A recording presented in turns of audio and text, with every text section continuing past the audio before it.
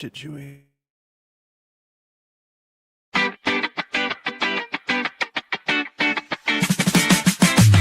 This ain't your grandpa's ham radio, no sir. Grab your rig, hit the trail, mindset on fire. Parks on the air, we're activating the wire. Summits on the air, climb high, scream CQ, portable power. No shack, just me and you. Experiment wild, break the old rules. Contesting pile-ups, we're owning the fools.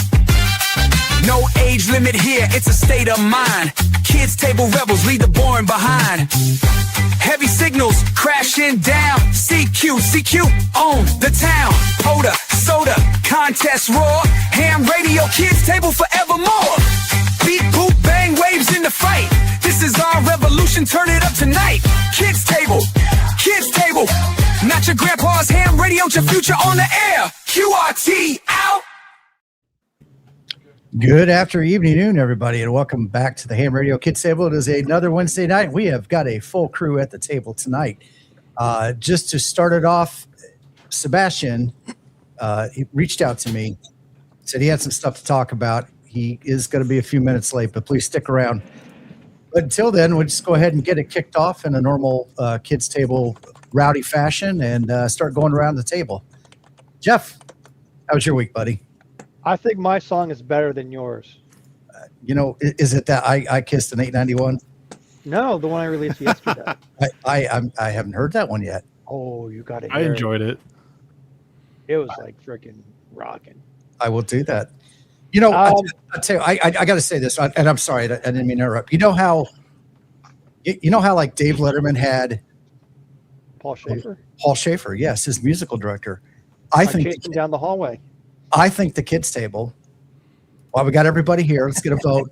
Should the Kids Table have its own musical director? And does Jeff kind of maybe resemble Paul Schaefer? I mean, you play piano, right? Keyboards? Kind of, yeah.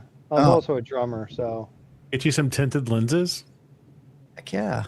Yeah. I was a DJ in college, so I can, if we want to go that route. I play the radio. I think we all radio. I did percussion in high school. You do not want to hear that. Yeah, I did guitar No, we don't loudly wanna and hear that. badly. I was in the drum section in high school marching band. We actually had a very good marching band that won awards for the high school after the fact that after we left, they started getting all these invitations to do cool shit. Thanks to my class. There you go. There you go. I did play Yeah. baritone sax for like a decade or so. So There you I go. got that. Ciao, ladies. He's married. Yeah. Yeah. He's married. You're on a Not wrong me. podcast to be talking to the ladies here. You don't know. Mhm. This isn't the Texas boys.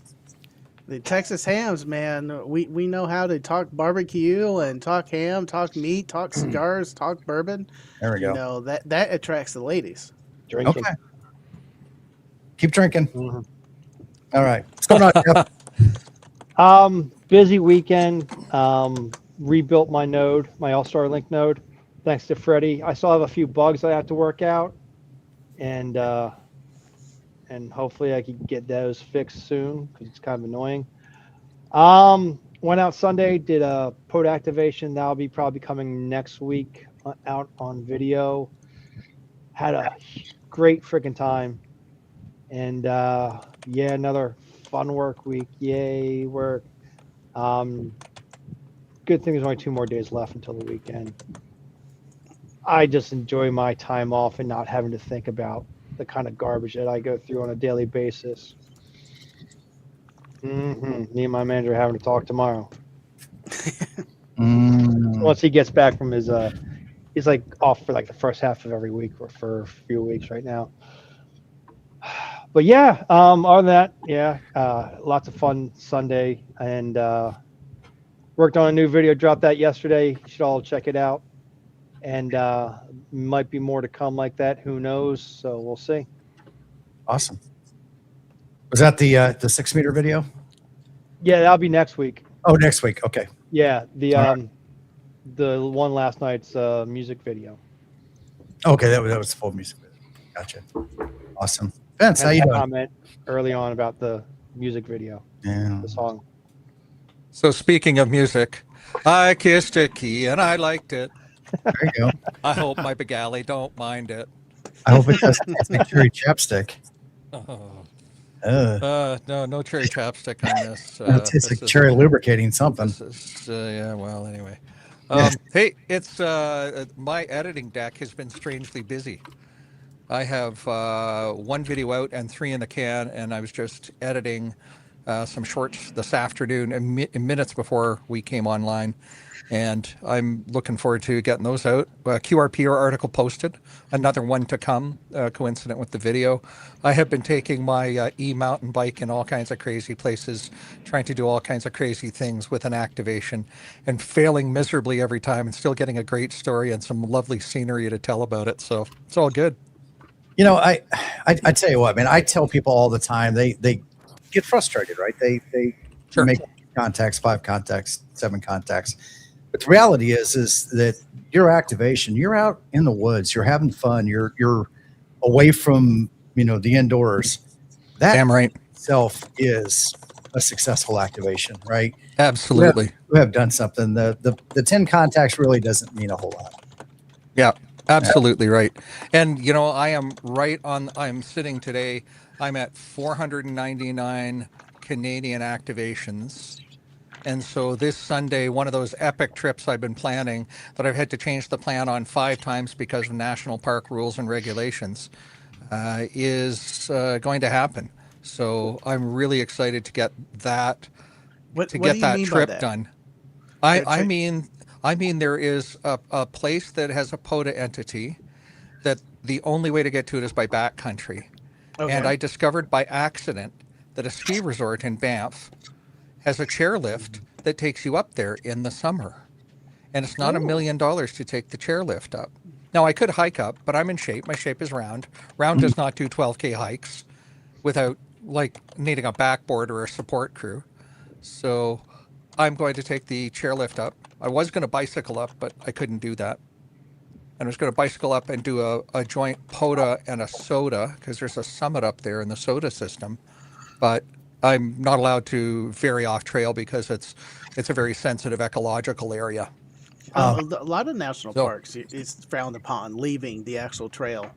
Yes, there is a lot of areas where I can leave the trail in backcountry. This is not one of them, but I had to ask 5 times, 5 different ways to find out. And 2 of the 5 times I got told, "Oh yeah, you can go do that," and 3 of the 5 times I got told, "No, you can't." So 3 out of 5. Any one of those guys that said yes, ask for it in writing, and then Yeah, you do your due diligence. Yeah, that's true. The $25,000 fine, however.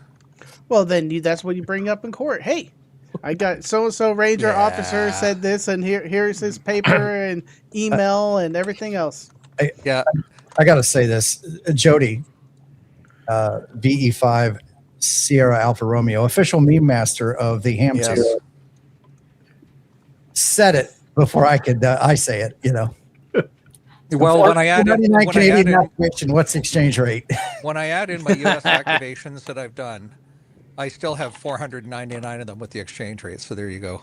So actually, no, Vince, thinking about how you could game the system. So you could do an activation as VE6LK. Yes. And then you could also claim a contact as AI7LK stroke VE. No, I cannot actually. Why not? The regulations state, because I have both licenses, and this works the same way for any of my American friends that have done a Canadian test with me or with somebody else, and they have Canadian call. They must use the license of the country they are in because they possess both licenses. You can't use the reciprocity agreement between our 2 countries that predates all other reciprocity agreements in the world, I might add, from a ham radio sense. The reciprocity agreements are all talk about citizens. So if you're a citizen of Canada, you have to use your Canadian license. If you're a dual citizen, you cannot use reciprocity. Yes, that is also correct. So for that reason, no, I can't use AI7LK. Now, if I was ever in a place where Well, there is no place, I was going to say, where Canada and the U.S. overlap. The Glacier Waterton International Peace Park is Waterton National on our side and Glacier on your side. I was actually about to bring that up. Is that the shared one that you can go That's in the either shared one. side? Yeah. You can go in either side, but you still have to do a border crossing. It's not border free within the park. So when I'm on the U.S. side, I use AI7LK. One of my best performing shorts was me on the road to the sun doing POTA while I'm driving, and my wife's in the other seat logging for me. It was hilarious. I'm like, how did I get 6,000 views on a short of me calling CQ? I have a idea for you for a video. Go back Please. to that park, and you stand on the border, and you call CQ and you log someone. Wait one for another operator, step across the border, give your US call sign, and be like CQ, and then you get another guy. Wait for another operator. You step behind the border, give your Canadian, and just keep there's doing no that. Park, but it's two different parks, sadly. No, it isn't actually. On the POTA? So on POTA, there are 3 parks. There's Glacier Waterton International Peace Park. That's the one that straddles both. There's Glacier and there's Waterton. You might be able And so to do that. I could only do 2. I could only do 2 first. But the bigger challenge is right now, y'all border guards, they're just a little bit on edge. And so the last thing I want to do is set foot on the other land and then come back. And you might have run into the only POTA combination that Ham2K PoLo does not support. Different call signs in different countries. Yes. Well, I'll work on that. Just when is that wait a feature month, enhancement and he coming? will fix that. Yeah. So anyway, that's what's going on in my space, Tim. Awesome. Tank Radio. Welcome. What to- is up? I was about to say, it's not like the go on the clubhouse and you wait for 30 minutes before they bring you on. No I'm kidding. just right here. They did that to the guest the other night too. They Yeah, did. what guess was that? I don't know, but I got a gift out of it. So, Oh. What Right. is that, by the way? You're so small in my screen. oh, I'm sorry. It's a koozie that Oh, Shane koozie. Okay. put my logo on. Okay. Oh, that's nice. Yeah. So is this like a clubhouse screen? Because I have 1, 2, Oh, boy. 3, 4 bottles of liquor. Let's go. Yes, Okay, we're got joining. I got my There's more, diet but my root hands beer. are full. I love it. I love it. I got like 4 bottles. These are all mine, and they weren't scavenged. These are usually sent to the left of me. Nice. But what's going on, y'all? It's great to be back over here having fun. I did ask to come on to help promote my my 8K giveaway. So that's what I'm going to do real fast right here. I'm trying to drive up to 8,000 subscribers. And once I hit it, we got a giveaway I'm doing with Giga Parts. We're doing a starter shack giveaway. So a bunch of equipment you need to start your shack. Everything pretty much except the expensive stuff because I can't flip the bill for a radio and tons of coax cable. Sorry. But everything else, you got a power supply, you got a power pole distribution block, you got No, I don't think we did antenna lighter, but we got a switch for antennas. We have a bunch of stuff in this shack giveaway, and you got to be present to win. But in order to do that, we got to get that counter up to 8,000.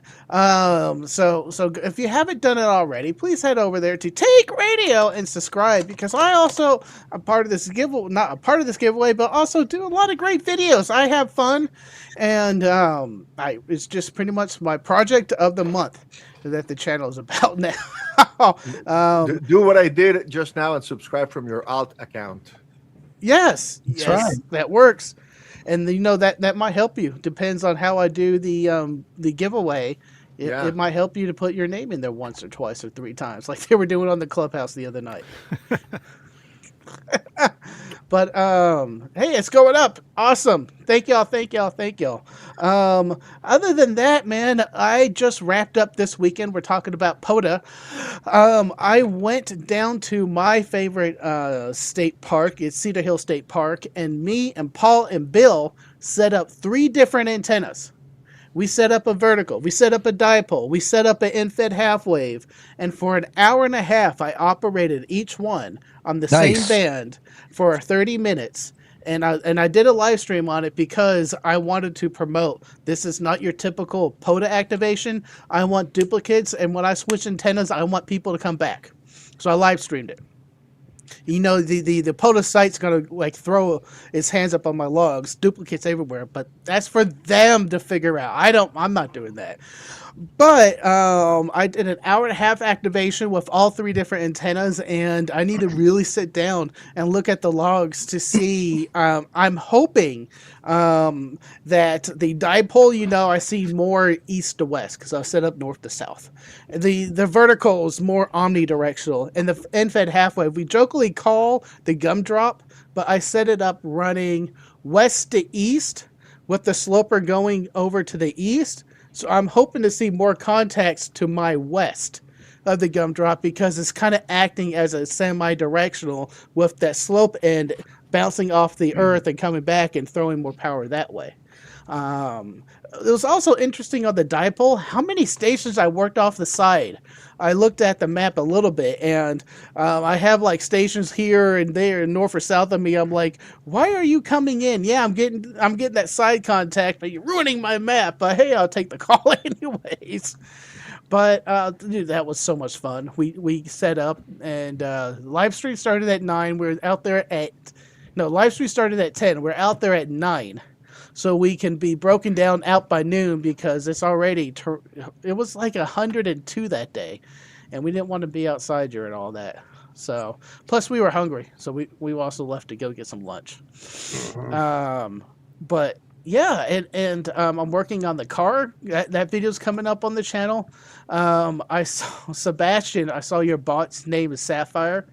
My car Sapphire is about to come back in a video, and she has her voice back and the radio. There is one kind of thing that it didn't quite work out, and I'm trying to mull over how I'm going to put it on film. But I really need to finish shooting that. But there's a bunch of projects coming up out of these things, and of course, Huntsville. So that's all the fun, exciting stuff going on. The antenna video I'm so excited about. Initially, I tried to get that going a month ago. No, more than that, 3 months ago. That's when my knee popped, and I tore the meniscus. I've been saying it so often. You shouldn't do that.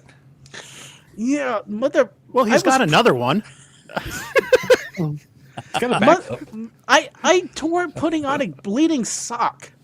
A sock, and it popped. It was actually bothering me the week before then, but still, that's when the big pop happened, and it was so much pain, and I skipped a couple of things, but thankfully I was able to go to Dayton. Frank, so, it sounds like that's a case of getting old sucks. A little bit. I don't know what happened. I'm talking to my doctor. He's like, did you ever, like knock your knee, like injured your knee, twist your knee really bad one time? I'm like, none of these are coming to mind.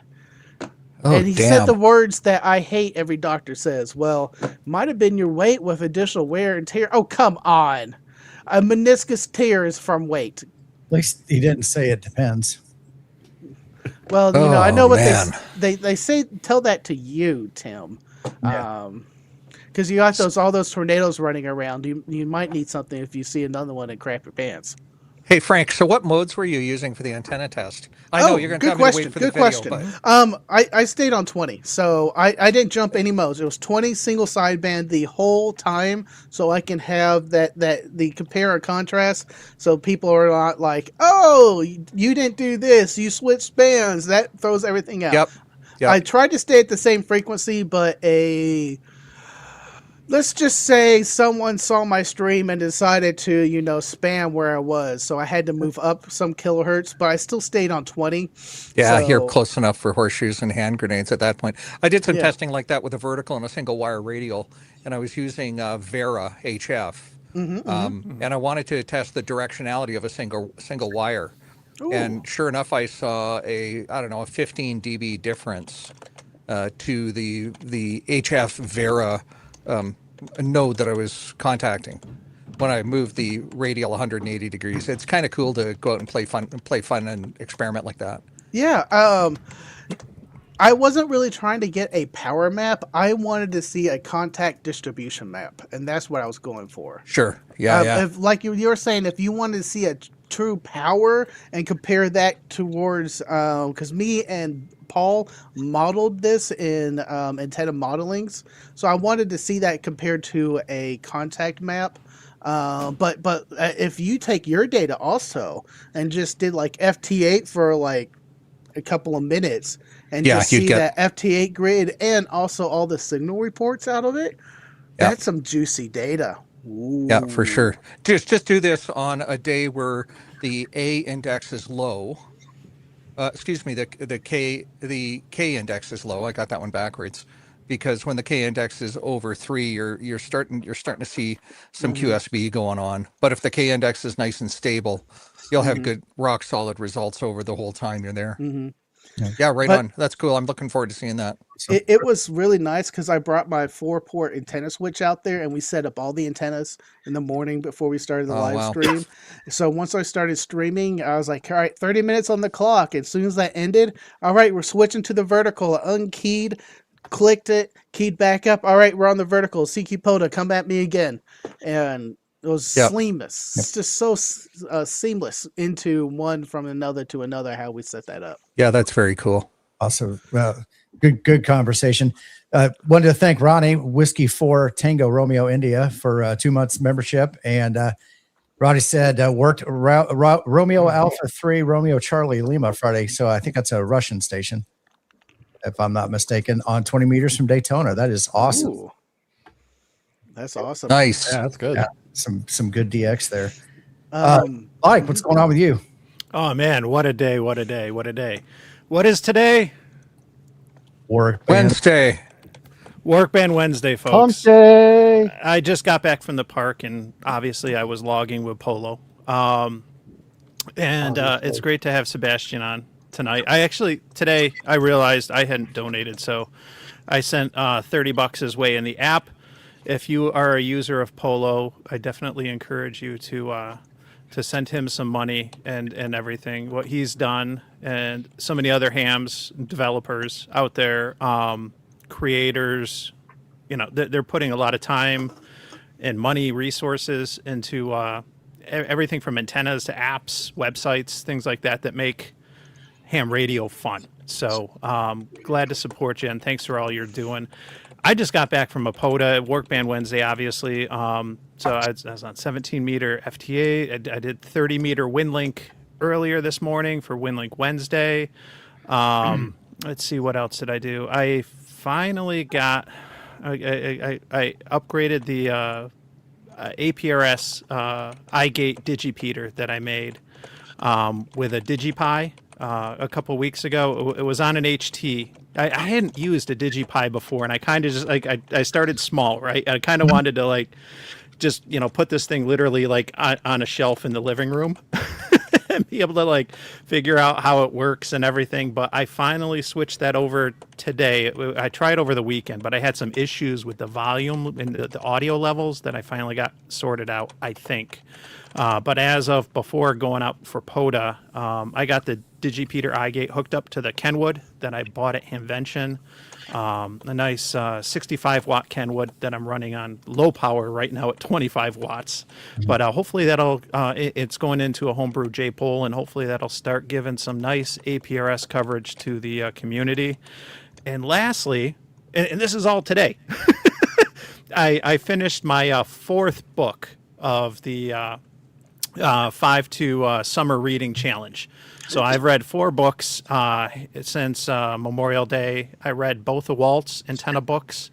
I read, Bob K0NR's got a great book on SOTA and VHF. I read that. And then I finished a book today by the RSGB on VHF antennas. And so lots of good stuff. And I started an audio book on bourbon.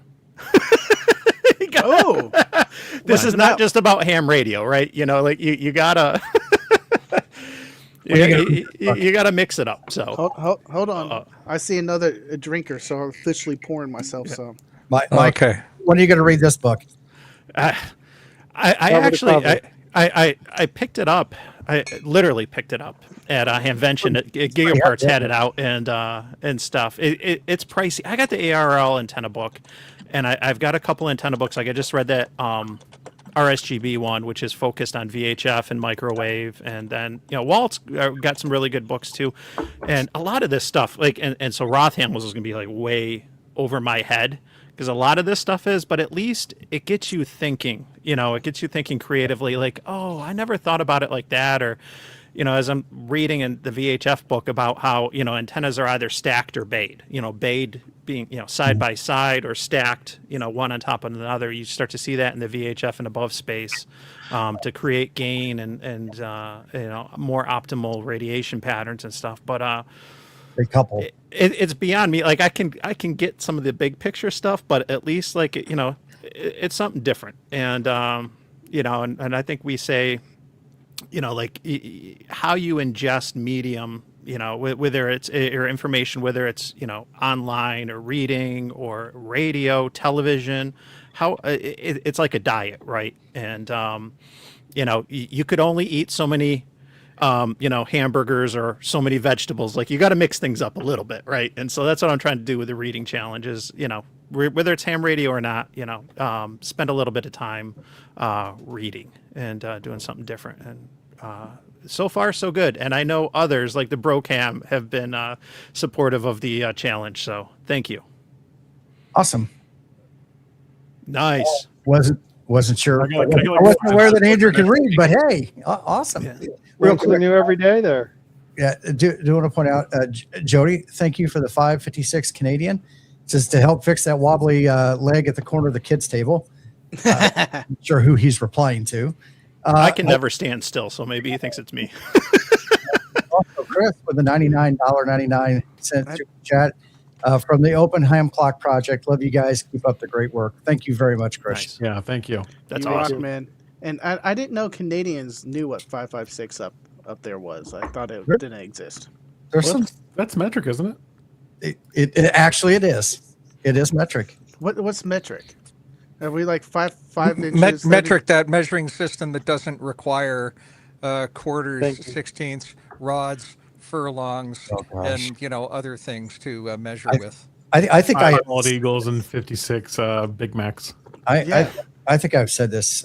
I grew up at a time, when they tried introducing in the 70s metric into the United States, and we pushed so hard against it. And now that I'm older, I'm involved with it more because of amateur radio. I really feel like we've done ourselves a disservice by doing it, because it is metric is so much easier. And I think, Sebastian, you grew up in Venezuela. I grew up metric, and You I'm grew up going to metric. tell you, I can spend 2 hours trying to explain why Fahrenheit is the only one that makes sense. Fahrenheit is more metric than Celsius. Absolutely, it is. That's a whole other story. I've heard that. Holy, there are by the some way, very funny 556 comments.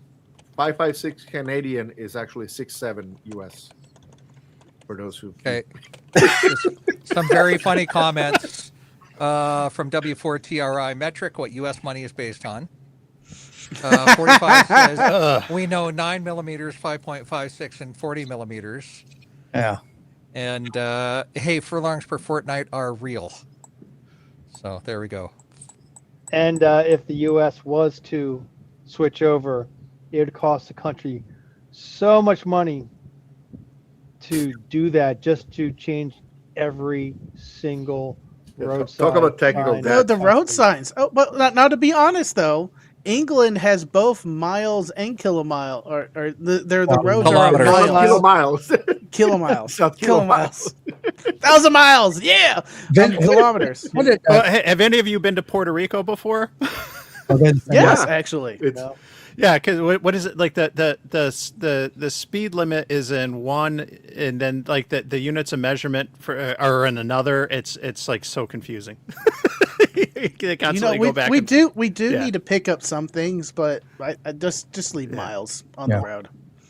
Because there's miles is just so much easier. You don't want it to go like 125, and everyone would be like, "Oh, that's going to be so fast," and we're going to zooming around at 125 miles an hour. I'm fine with like small measurement being in metric and long measurement being in imperial, because that's what we're used to. But Vince, out of curiosity, when did Canada switch over, and was there a big transition period? Their metric was introduced in 1976, and I remember that year because that was the year actually my father, I was a teenager in high school, and my father went to night school and got his red seal as a carpenter, and he had to learn the metric system at that time. So that's when we switched over. Okay, so it's about the same time here in the United States that we were looking at it. So probably North America in general. Like I said, I kind of wish we had done it. To me, a pointer, you're like, what? I don't know what a kilometer is, because I have no frame of reference and I don't live close enough. I'm assuming if I lived closer to the U.S.-Canadian border, it would probably be different. I have never seen any metric signs in all my time touring through the wonderful United States of America. Now, I haven't gone to Puerto Rico, mind you. But you know what? We will never roll our gallons into liters for gas. Right. It'll be cheaper. I don't blame you. It will. If you're To pricing, be honest, it will not be a cheaper. significant difference. People will see, oh, this is cheaper, but it's going to be the same amount of money in the end. The price per unit is going to be the same. Yeah. The unit of gallons in my gas card is the price the per amount tank. of fuel in there. Yeah. There you go. Yeah. Vince, if I'm not mistaken, I'm pretty sure that they had dual kilometer, mile per hour signs in around the Detroit area. Probably around the border. Yeah, that would make sense. Around Windsor. Yeah. And everything. But I haven't seen them anywhere else. So, yeah. Andy, what's going on? Oh, not much with me. I'm trying to get back to doing some like actual like homemade stuff. So I kind of showed that off a bit. I made this like a long time ago, probably like a year and a half ago at this point, maybe 2 years. That looks like all a these box from a LoRa module. That's exactly what it is. Yeah. Yeah. So all of these parts are scavenged with the exception of this SO239. That's like everything else I've scavenged. So like that toroid is from like an old UPS power supply. So I'm trying to get back to doing like more stuff like that. And like I know this isn't going to be an optimal antenna. Oh, that's great because it's green. This isn't going to be an optimal antenna, but it was like $1.79 for like how many feet is this? Like it's a lot of feet. It's a lot of feet. So it's like little garden twist tie stuff almost. Like real thin. It's like aluminum. It's not going to radiate well, but I want to try it just because it was like I said, it was like $1. So I'm trying to get back to doing more homemade stuff to see how cheaply I can do things. Bricker House says it looks adorable. That'll never work. My little 9-to-1. Yeah. Well, hey, you know what? So there's this 9-to-1 here that I made, and I tell you what, this is 9-to-1 I got from Amazon probably 4 or 5 years ago for $20. Yep. $20 is $20. It worked to make $20 is $20, and it worked. It's worked amazing. It still works amazing. I think at one point I twisted one of these too much and I broke the wire inside. I resoldered it and it works perfect now. Again, I've got Without a DX solderoid. Without a solderoid, yeah. Yeah, good. But I've gotten DX with this, so I'm just hoping maybe I can get some DX with this. Yeah, I bought one of those and I had really good luck with it. I used it with my first G90, 33.5-foot random wire. And after I sold the G90, I wasn't really using it. And a newer ham who had just got a G90, he was like the brother-in-law for one of my friends. And I was like, take it. Here. Do you have if you have a G90 and you don't have a random wire, yeah, you need to get up on if you that. have a G90, Yeah. the world is your random wire. Yes. yes, it literally. Well is. said. Well Yeah, said. but Tank. this, I mean, like you're saying, I had this with, I think it was like probably like 7 or 8 feet of speaker wire, for the counterpoise and everything, just hanging out the window, and that was my antenna for like probably 7-8 months, and it was DX on it. I mean, that was digital DX, but still, it was DX. Awesome. DX is DX, right? That's right. $20 is $20, and DX right. is DX. Yep. So, Mhm. Is that's what I got to do to turn on the DX? there we go. Kilo Sierra Zero JD says random chain link fence. Dude, I'm on it. all day. I got one. All day. I got a fence. I'll do it. There you go. But hey, the man of the hour is here. Drink. Who's that? Where? Who? Oh, where'd he go? Hang on. Jeff? Jeff's the man of the hour. Oh no, where'd he go? Where'd he go? Oh boy. Man, this is starting to feel like a tank radio stream. I'm getting Hold on, dizzy. mute everybody. There. That'll boy. make it tank radio stream. Man, what's going on here? I'm getting dizzy with all this. There we go. I know, Pay no right? attention to the man behind the curtain. Sebastian! There we go. How Man are of you the guys? Woo! Rumor has What's it. up, fellow kids? What's going on? How are you guys Rumor doing? has it that there may be some big announcements. I don't know what you're talking about. Is there any truth to that? Yeah. I mean, I read on the so internet. You want and spoilers? you can leave the everything on the internet. We You want want to the know whole all the story? stuff you're not supposed to talk about, all the stuff Yeah. that's coming. Hold on, he's the man, so he gets to decide what he's not supposed to talk about. Oh, yeah? Like I shouldn't be showing the No. Windows laptop behind me. Yeah, that's what I was gonna ask. Because do you know that's up? The let's see how can. So 2 weeks ago, I was a little bit over 2 weeks ago. I was happily working as a professional software developer, with considering the possibility of seeing how I could plan ahead so that in the future I could try to make it perhaps the likelihood of jumping into working to have 2K full time a plausible thing I could try to do. And then on Monday, July 5th, was it? Yeah.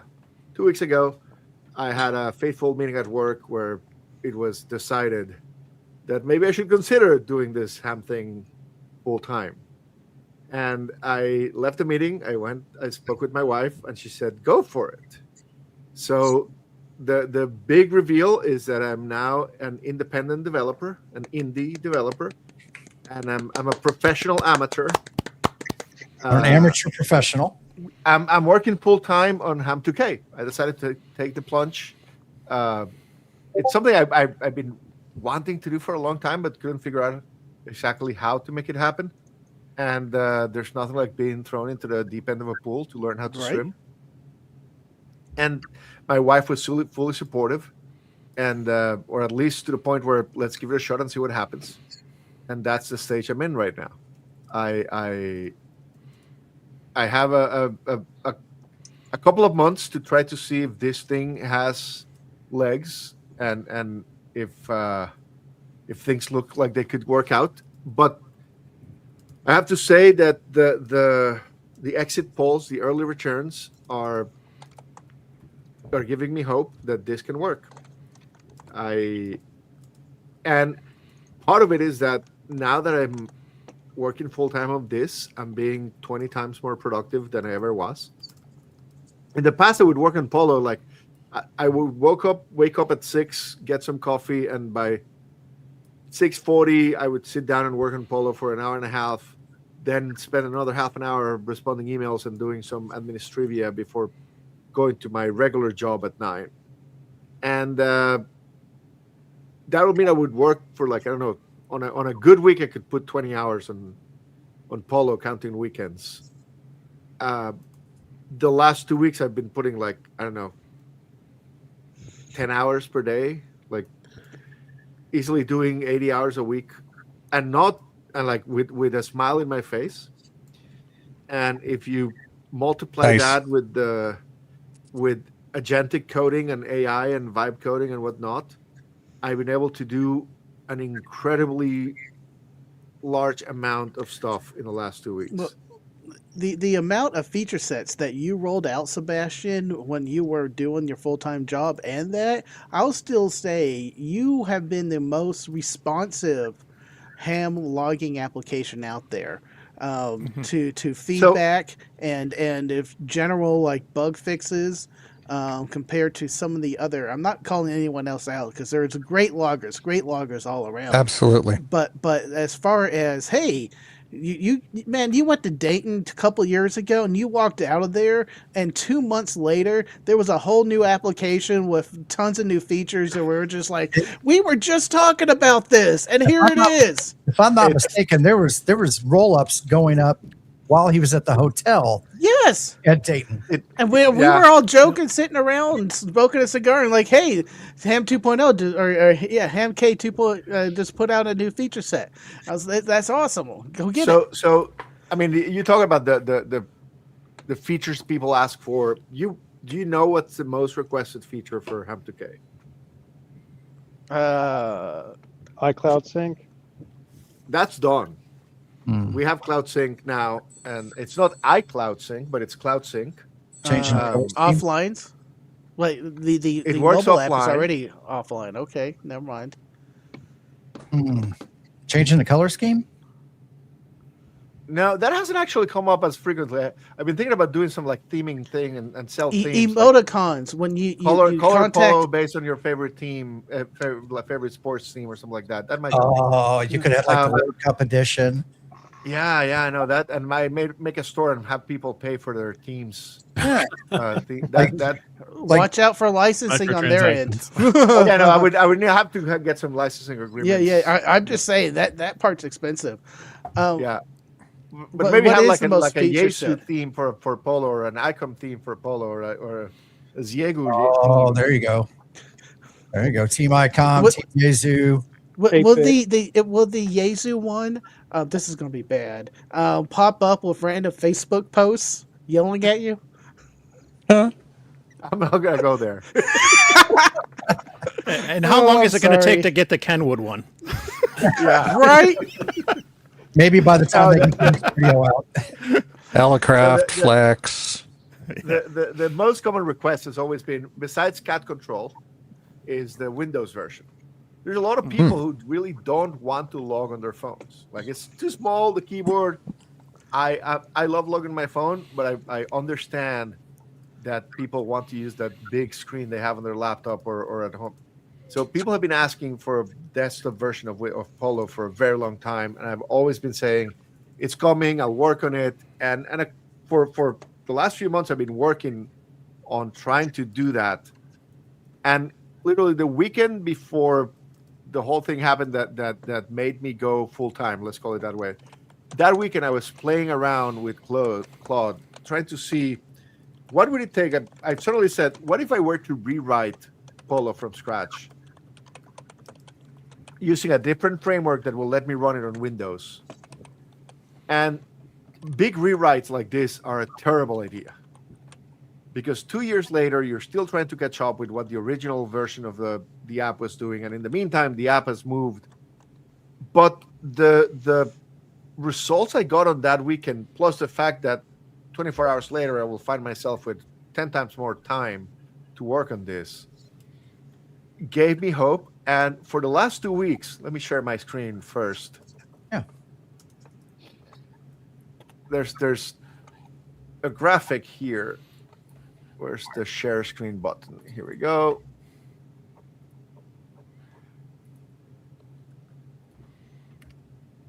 Can you see my screen now? Yeah, let's see here. There we go. Let me, So this is an app that shows me the what my token consumption has been on Claude per day. Oh wow. This here was the weekend I was playing to see what could be done. This is the day I decided to go full time. These days I was actually playing with Gemini, and this is when I started to really ramp up the iteration. And this is how much I've been working. If I were to pay for the tokens I consume at retail prices, it would be $8,000 by now. I'm paying for the package, like the monthly price is like $200 or so. So it's not 8,000. No but I've been one's spending a actually lot of money playing on those tokens. retail costs yet. This is how hard I've been working for the last 2 weeks at trying to get that big rewrite to a point where I can actually replace the existing PoLo. And like, I don't know if you notice, but this is a Windows computer here running basically PoLo. This is my logs, the spots, the map, all the features you guys have seen in PoLo, all the features that we are basically right now at about, I would say, 80% there. If Nice. you join the Discord, there are ways of getting access to this, to the Windows builds, the Linux builds, Mac OS builds. All of those are we're starting to get into that. I call it a very early alpha because the features we've implemented is kind of uneven. I've worked on the hardest parts of the application first, and those are rarely actually visible. Right now, this if you go to the features and extensions, it only has POTA and SOTA, and HamDB and QRZ. Implementing the rest of the activities that PoLo supports will take no time. It's just getting it to work with multiple extensions and everything at the same time as PoLo does has been the hard work. And we are there right now. And this runs on Windows. And this runs in a way that if you have a bigger screen, it lets you control the screen. It takes advantage of it. We'll be adding more content now that we have all this room here. But I don't know if you have keen eyes, but some of you might be wondering, isn't that a web browser, Sebastian? Yeah, I've seen that already. I was like, yeah, it is a web tabbed. browser. I'm And not you're- trying to you're in deceive Chrome. you. Right here, you have a real app running on Windows. Yep. So This is the Windows app. I put a link to your Discord server for Yes. anybody that is not a member of the Discord server. Go there and check it out. Get involved in the community. That is where a lot of this stuff lives, in the early access to things, the betas. If you've got features and stuff that you're interested in, this is the place to do it. And if you're having problems, I'm guarantee you'll find somebody in there that's got the answer. Yeah. So I've got a this question. is- Got a couple things from the chat here Yeah. for just Yes. a second, so we don't lose track of them, Sebastian. Yeah, tell me the chat because I cannot see it while I'm looking at the screen. I've got you. I got your back, buddy. So Don N5SKT wants to know if you've tried running any local large language models. I'm not trying local right now. I'm trying to go as fast as I can, even if it means spending a little bit of more money. Okay. The goal here is I want to have right now. I'm what I call an alpha release. This week, I put it in hands of actual people besides me on the Discord. It's not fully functional, but I've done already a couple of activations with it for real in a park. It's missing some pieces, but they're the easy pieces to fill up. I want to have in August a full public early, let's call it beta release. And by September, I want this to replace the existing PoLo, even on phones, and have a full official release on desktop. It's all one code base that runs on Android, iOS, Windows, Mac, Linux, and web, which pretty much covers everything. What's it written in? It's written in Flutter with Dart. It's a I platform haven't heard of that. It's a platform that Google puts a lot of weight behind to build multi-platform apps, but it's compiled into native code. So it's very performant. It's very fast. It can do a lot of things that PoLo did. Like there's lots of animations that PoLo didn't have because it was going to be too much trouble to build. I've been working on making. I've been building it as the foundation for something much bigger than what PoLo is, but I'm aiming at the feature set that PoLo has today. But like it has like an underlying layout engine, an underlying preferences system, profiles, extensions written in JavaScript so that they're easy to develop by other people. So that my goal is that this is gonna grow very, very quickly into something more than just PoLo, something that covers. I mean, cat control is gonna come in a month or two. It's going to be like your desktop logger, your hunting logger, your contest logger, your log manager that distributes your logs. It's also going to connect to all the other tools that do that. If you prefer to use Ham Radio Deluxe or Wavelog as your main logger, I want to make it easy to connect with those. But I want this to, for me personally, I want this to be the tool that solves all my problems. I want to replace Node-RED for my station console controls for rotators and things like that. And I'm building this next generation of the Ham 2K logger. I'm calling it Halo for Ham logger as the foundation to build all those ideas I've had for a while and haven't been able to develop fast enough. And now that I have all the time in the world, I can build them, and I'm very excited about it. I'm a bit scared about how I'm going to pay for groceries and gas and health insurance, but I think that I'm putting myself in the hands of the community and the users. I'm keeping my business model the same it's always been. This is a free application and it's fully open source.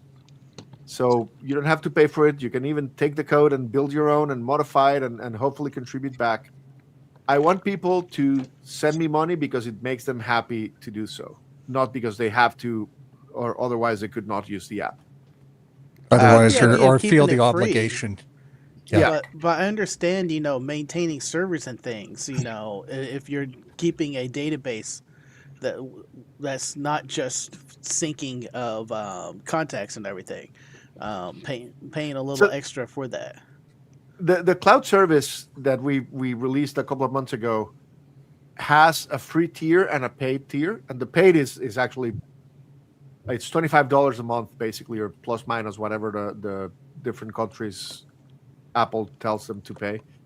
But the free tier lets you access all your contacts anyways. Has some limitations in terms of how fast you can get them to prevent people on the free tier from consuming all the database resources and so on.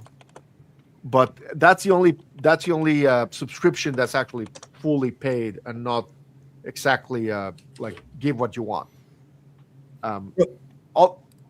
Sorry, real quick, if we could, I did want to thank Don. Don gifted 10 memberships, and 45 Auto received it. Mike N2MK received it. Mr. Rail Dude 64 received it. Don received one.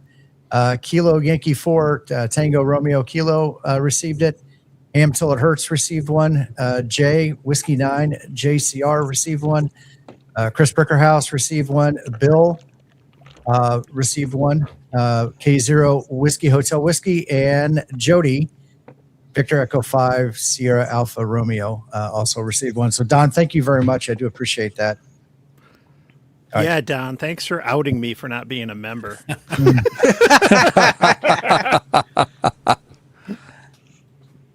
So there's some good discussion in here on tools to consider for coding. This stuff goes above my head. Somebody suggesting Rust. Somebody saying I don't like Not Rust. Rust in this case. Yeah, fair enough. I'm just kind of catching up on what's going on in the chat. There's been a lot of lively discussion, Sebastian. So just that's right. great. Yeah, no, Just make an Electron app. Just make an Electron app. I was going for an Electron app, and actually I was going for Tori, which uses more Rust. That was my original plan. But trying to figure out a way of maintaining the code base between the React Native PoLo and the desktop Tori. That's when I said, what if I went to use a framework that works well on both native and desktop environments? And Flutter was one of the best choices there. I have no experience with Flutter, but I'm glad you're looking at something that goes native, because I'm imagining it's going to be more performant than something like an Electron app, because I know that like Electron apps can be fairly heavy on the memory usage. So that's something, because like I use my phone primarily, but for my laptop, I've got it's like a 12-year-old netbook that has 8 gigs of RAM. An Electron app it would bring it to its knees. And I think that's a very valid point to remember. I know for a while there, everybody was using the Jankopotamus. Yeah, which doesn't have a lot of memory in it, and I think I'm waiting for Josh to confirm it runs well in the Jankopotamus, but that's one of my goals, to make it something that's I'm not. My main objective is to make it powerful and fast to develop. That's my what I'm optimizing for. Mhm. But I also want it to run well on older systems. It does not run, I'm sad to say, and a lot of people will cry about it. It does not run on Windows 7. So you're gonna have to update to Windows Dare 10. you? I'll be one of those crying. Or you can keep using whatever logger you're using on Windows 7. I just don't have the time to try to figure out how to make it work there. No, I don't blame you. No. You Yeah. should have used C# Core. It runs on there. Yeah. Well, Yeah. there's a lot to be said for Oh, using. Yeah, an but then you outdated- wouldn't be able to Or- run that on Android. That's the thing. I I'm needed. joking. You're doing a great job, man. There's- I was aiming. My objective was to run on all 5 platforms. Yeah. From the same code base, and I got it working. And like I said, the big rewrite is always a horrible, terrible decision. It never works, except the couple of few times it does. And I'm really praying and hoping that this is one of those times. But the fact that I've been able to get to where I am with like a little bit over 2 weeks of work. It's been 2 weeks of work when I'm putting like 12 hours a day, plus the multiplier of all the AI agentic coding. But I've been able to, I'm almost at the point where this is functional equivalent to PoLo. And it will be there in another week or two. So and then we'll be adding cat control, we'll be adding shared operations, we'll be adding better hunting modes. A lot of ideas that I've been waiting to implement and hadn't had the time are now on the pipeline and happening in the next few weeks, That's which awesome. Right. makes me very, very excited. I'm gonna show my age here.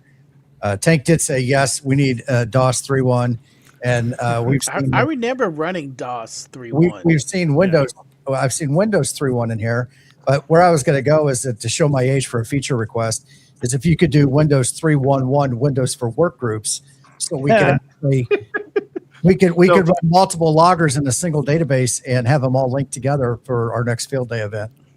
When I was trying to decide what image to pick for the splash screen, which is a tradition in PoLo, we do monthly releases. Sometimes we skip a month, but each one of them, the app starts with a photo of someone doing a radio activation somewhere.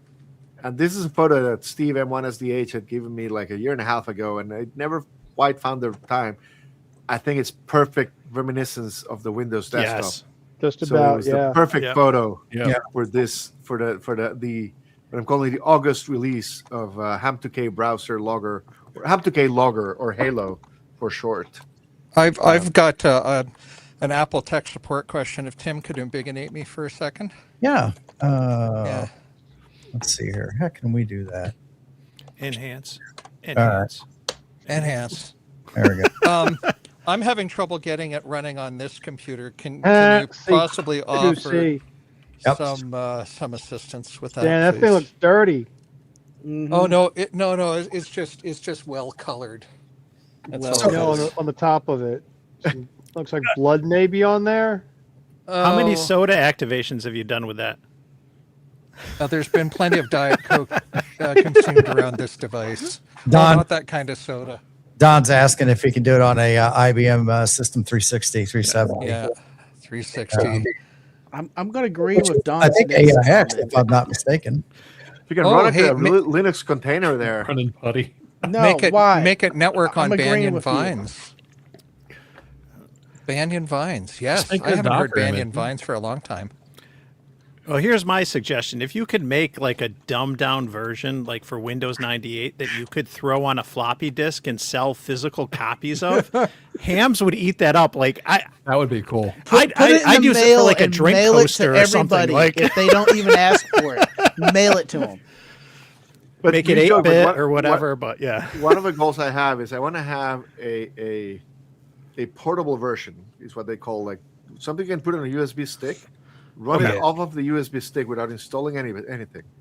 Oh. So I can show up at someone's shack and run it on their computer. And it will look at N1MM's config and figure out what the serial ports for the device, for the radios are. They will just open, connected already with the radios based on what your N1MM install was configured, and let you control it from there. because I think it's going to be a little bit of an uphill battle to convince a lot of the old guard to try a new logger, because the one they have has been working just fine so far. But why do I need a new one? Oh, let me plug it in and let you work on your station with your QSOs and your cat control, but with a nicer interface. That used to be a whole genre of software. Flash sticks running software. Yep. You just put on a flash drive, and it just runs. I think they called it a live version. Yeah. I had a little one that you plug in, and it had its own start menu and everything. It would just have a whole folder structure of whatever you wanted to run. Yeah, that would be really cool. But you got to tote around all your framework, especially in some of these cross-compiling software. So it's not Windows. You're not expecting to already have all the Visual Studio. No, you need to have on there. It's got to be self-sufficient. Yeah, so that it might be a large suitcase thing of stuff you need to bring with you. Yeah. So, at quick question. PoLo will be discontinued in lieu of Halo. Is that correct? Or are you going to run two different trains? I'm going to run two different trains for a month or two. Okay. And then at some point, the anybody running PoLo, when they open it, will say, this is really end of life. You got to switch to Halo. Okay. And I'm gonna make it so that the switch is painless. When you do it, you get all your QSOs again, your settings. Until I get that to work that smoothly, I'm not gonna force anybody to do it. But go ahead. For a couple of months, hopefully not more than 4 or 5, I will have two different apps at the same time. What's behind the names? PoLo versus Halo. I like PoLo. I was trying to think what to call the desktop version. I was going to be like Delo or Power. For a while, I thought about calling anything Power Logger, so I could keep the PoLo, but it felt weird. And I stopped worrying about it and I started working on what I was calling first PoLo Next.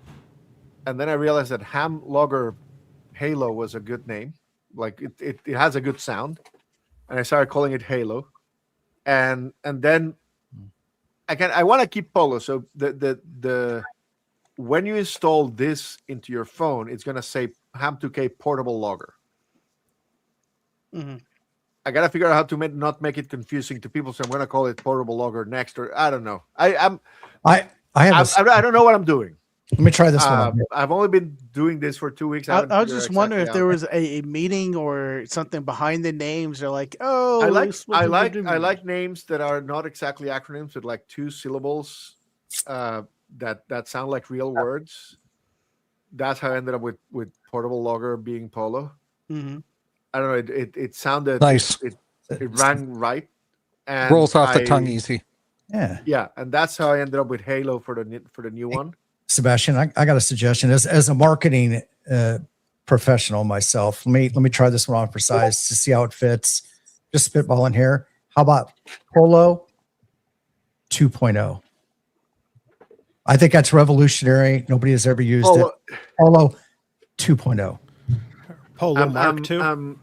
One of the things I'm trying to do, learning from my lessons with PoLo, is that I'm going to have 2 versions of the app. One's going to be called Next, and that's going to be next month's release. There's a little bit of, Chromium for Chrome, where you can run a test version, but you can run both of them at the same time, which is a thing that you could not do with PoLo right now. The one I'm going to have a version that has all the cutting edge work a month or so ahead that you can run and install as Halo Next or Ham2K Logger Next. And then the stable version that you can run, that everybody can run. But you can have both of them at the same time. So that if the next release is unstable because I did something stupid, you can still use the regular one to log when you're at the park and not risk losing that activation. Do you have I know because you have the developer mode in PoLo now that you can turn on and have some advanced features and things that aren't quite there or ready to go. Are there problems with that? You're trying to separate it out so it doesn't cause problems with just a regular. The main thing I want is I want to have a way for people to be able to test what's coming up, because I need those testers to make it stable, but also let them be able to complete an operation when they're in the field and whatever I'm testing happens to be unstable. I want to have the two, and that's one of the reasons we have developer mode and we have like bleeding edge and stable tracks.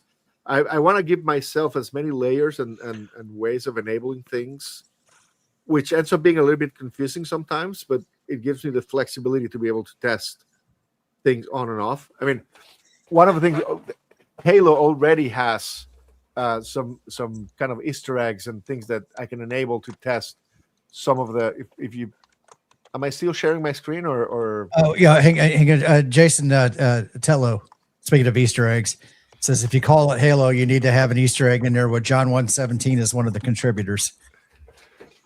Got it. That's a good thing. Yeah. Okay, somebody got it. Hey, man, I got Master it. Chief is amazing. He's right there. He's right next to me. Let's see. How do we get the?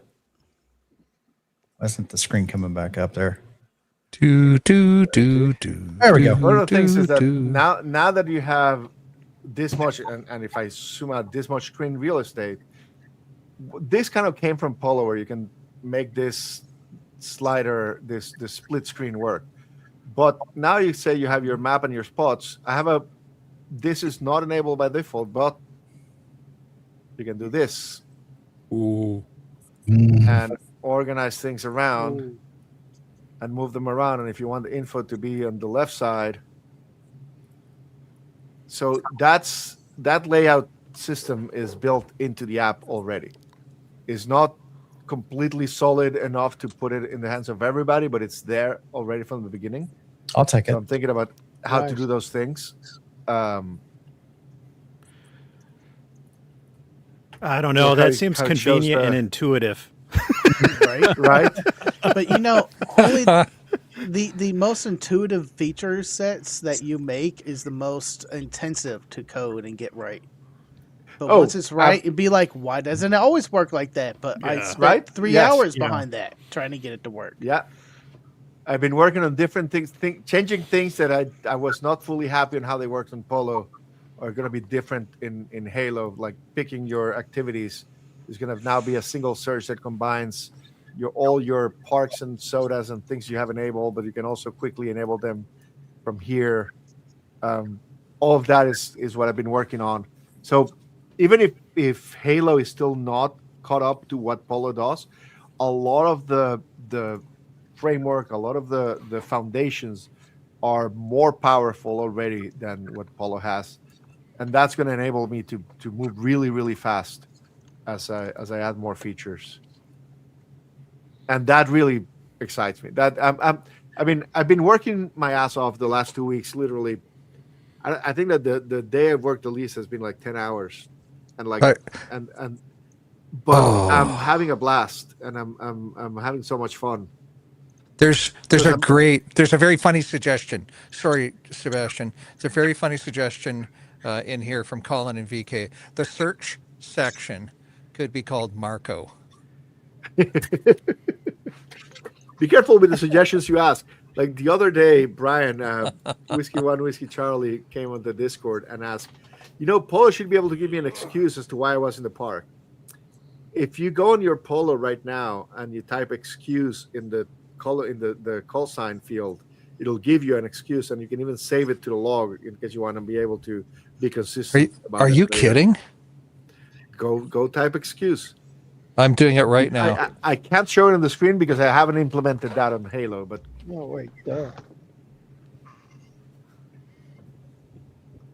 if you have the July version. Yeah, I'm there. It'll work for me as soon as I picked up my phone. It'll be faster on my laptop. My phone's I don't use the phone much. Let's try something here. I want to show how I've implemented for the cloud sync. You can even link your devices just by scanning a QR code. That's nice. Nice. This QR code is, you're not going to get access to my account, but if someone scans this QR code, I will get access to their account. I dare you to scan it and see who will pick it up.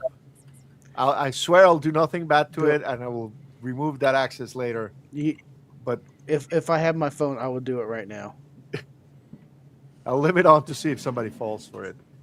But if you have PoLo on your phone and you want to link it on your iPad, you can use this right now on PoLo. I'm working on a way to do this not just for your entire account, but just to share one operation. Think Field Day. The president of a club can create an operation and share it with everybody else, and then they'll all be able to log into that operation from their phones and have some kind of the president, whomever creates the operation has control of giving people read access or read write and so on. That's built into what I built for the Cloud Sync. That's beautiful. I have to share this real quick. I'm going to unshare your screen real quick, Sebastian. Yeah. And I'll let you know if somebody shares their account with me. The QR code only lasts for 10 after 10 minutes it expires. Okay. I do like that feature set because clubs are always wanting to try to do logs, and we only have N3FJP and a couple of others that allow you to do a group log. World Radio League just kind of introduced one, and it's kind of hokey. Once it's all linked, it's nice, but getting there is kind of weird. But just a QR code for that log, you just go for it. That's awesome. Yep. So, real quick, I did need to think. Where's it? I was just trying to help you tread water, man. I know. Do. All right. So, better not do this slow when that tornado's bearing down on you. no. So our friend Jody, the meme master, has introduced your latest version of the Ham 2K PoLo Halo logger for the parks. It's even got right up in there in the display has got the I'm big in that thing there.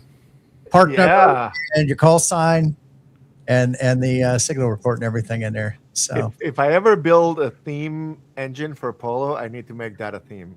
Like there you go. With that font, that'll be man, you're giving me bad ideas. That is awesome. And just like PoLo, batteries not included. I do want to bring up something that Andy Callie put in. Is that I'm wondering with them is if the Microsoft Halo trademark might apply to any kind of software named Halo. Well, then I'm gonna have to call it. That's why the app is never identified itself as Halo. Yeah. It's just the code name internally. It's Ham2K Logger. I think the spaces are unique enough where they. Yeah, I would say so, but I'm just looking at what is this Justia trademarks, and it's just like entertainment services. So trademark. I don't want to spend $10,000 in a trademark lawyer. To tell me that maybe. Yeah. So what I'm reading here, it says that Microsoft has it trademarked for use in video games, books, and related material, probably revolving around the franchise. Halo. The franchise and the genre, but Halo as a logging application for ham radio has nothing to do with the video game Master Chief. You're fine. I agree. But we're not lawyers. It's not legal advice. Yeah, that's right. It's not legal. Yeah, but we will have stayed in the Holiday Inn at least once. That's right. I know a good lawyer. I'll that's what I wanted to show you guys. That's what I've been working on. That's what's on my board and my workbench. Right on. Awesome. Because that is something that I've been wanting a desktop version of Ham 2K because I use I won't name names, but I use a different one, and it'd be nice if they were all like same kind of interface, the same kind of layout. Get a Mac. It's just a lot of Get a times Mac. I'm using my phone to do something, and get a Mac. I can't I'll use put Linux it. on it. Get Mac. Get a Mac. No, I had Get a Mac. get Nice. what? Now you One of those broken things get that you can't do anything so- with because it's so locked down. The Halo will work for you. If it doesn't, right now it's very limited in terms of details. Like the export logs for POTA is barely. It does work enough to submit, but doesn't do all the things PoLo does. It will in a week. You don't need to wait too long for it to do all the things you need. It's moving very fast. I do. I mean, now that I'm an indie developer, I need to learn to do like public radio and ask for money every time I have a chance. I need people to help as me. soon as you said that, I went ahead. I donated $30, and because I use it Thank enough. you very I think- much. Yes, absolutely. I'm not gonna send you a tote bag. Well, that's fine. I don't. I'd rather you would just use that to keep working on the software. That's the dream. As a software engineer, that's always been the dream. Is I have a software right now- that's successful enough that You need to have a support pledge button where you can do recurring payments within the app. But you're like, hey man, this does Apple nothing to doesn't- unlock so anything. But the best. if you want to help can- support me, here's the easy in-app option. Apple doesn't let you do recurring payments when you don't offer a very clear service in return.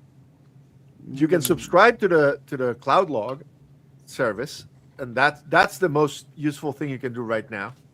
If you feel more generous, you can still donate more above that using the buttons in the app, or you can go into Buy Me a Coffee, which takes a smaller cut than Apple or Google do. The anything helps. My plan right now is to at least give this three months to see if it gets enough traction to feel confident it's going to work out. And it seems like it's going to work out. The response from people has been very encouraging, and I think this is going to work out. I don't want to count my blessings yet, but it's I don't know. I hope that in 3 months I'm going to say, yeah, I'm taking another 6 months to see if I can get it to the point where I can fully pay all the things I need to pay to be able to not sweat it and focus really on the app and not on how to pay for my filling the tank on the truck. So there's a suggestion in here to embed your PayPal and your Venmo QR codes. Yeah, that's I have a PayPal of you can PayPal to help@ham2k.com, but I'm gonna put those at least on the website. Apple, there's some legal discussion on whether you're allowed to put links like that on the apps or not right now, but Apple doesn't like you if you ask for money through ways that are not their payments. I don't want to have to argue with Apple and then get banned from the store for Yeah, of months. course. Yeah, they're definitely. If you go on the website, if you go to ham2k.com, you'll find the links. They're all there, and you can be as. My business model is give me money because it makes you happy, not because you have to. Yeah. Real quick, And if it makes you very happy, you can give me lots of money. Yeah. But even when somebody sends me $5, to me it means a lot because I know that person only sent me $5 because that's all they could send me, and it I know what it means for that person to send me that money. If you send me 20, 30, 100, it means a lot to me. But just the fact that you send me something, I know what that taking that step means, and I know I really appreciate the thankfulness. I'm really thankful for it. But I also want to offer all I'm doing for the world to use without having to worry about being able to pay or not. There's a lot of hams here, even here in the U.S., who live on retirement income who can't afford $20 a month or even $5. There's a lot of hams in other parts of the world where $5 actually are a meaningful amount of money that can feed the family for a day. I don't want money to be the barrier between you and being a happy ham. Well and I'm also said. making all of this open source because I believe in open source. I've used open source all my life, and I want to give back. But I also want to have kind of like I want to offer people an insurance policy against me getting tired and bored of this and abandoning the app. because I've seen very many apps being abandoned, and I don't know what's going to happen to me in 10 years. And I want to make sure that if in 10 years I get bored, Ham2K products can still live and people can still use them and keep using them and keep updating them and improving them if whatever happens to me. So from the very beginning, I made this free and open source. Having said that, Halo is not yet open source because it's moving so fast. I don't want to trash all the repositories, but as soon as it becomes a little bit stable, I'm going to push that code to GitHub in a public repository, and it's going to be all fully open source right away. I didn't know you were open source, so I'll definitely take a look and see if there's. PoLo was open source from the beginning. Did not know that. The sync server I haven't open source yet, again because it's been in a very unstable phase. I wanted to make it stable before I don't want people to install it and then assume, oh, I broke it because I changed something.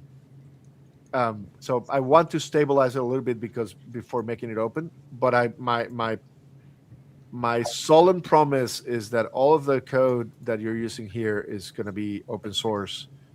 The only things that are not open source are the bits needed to ensure whatever requirements Apple has for their app stores and so on. So there's a little bit of private code for those distributions.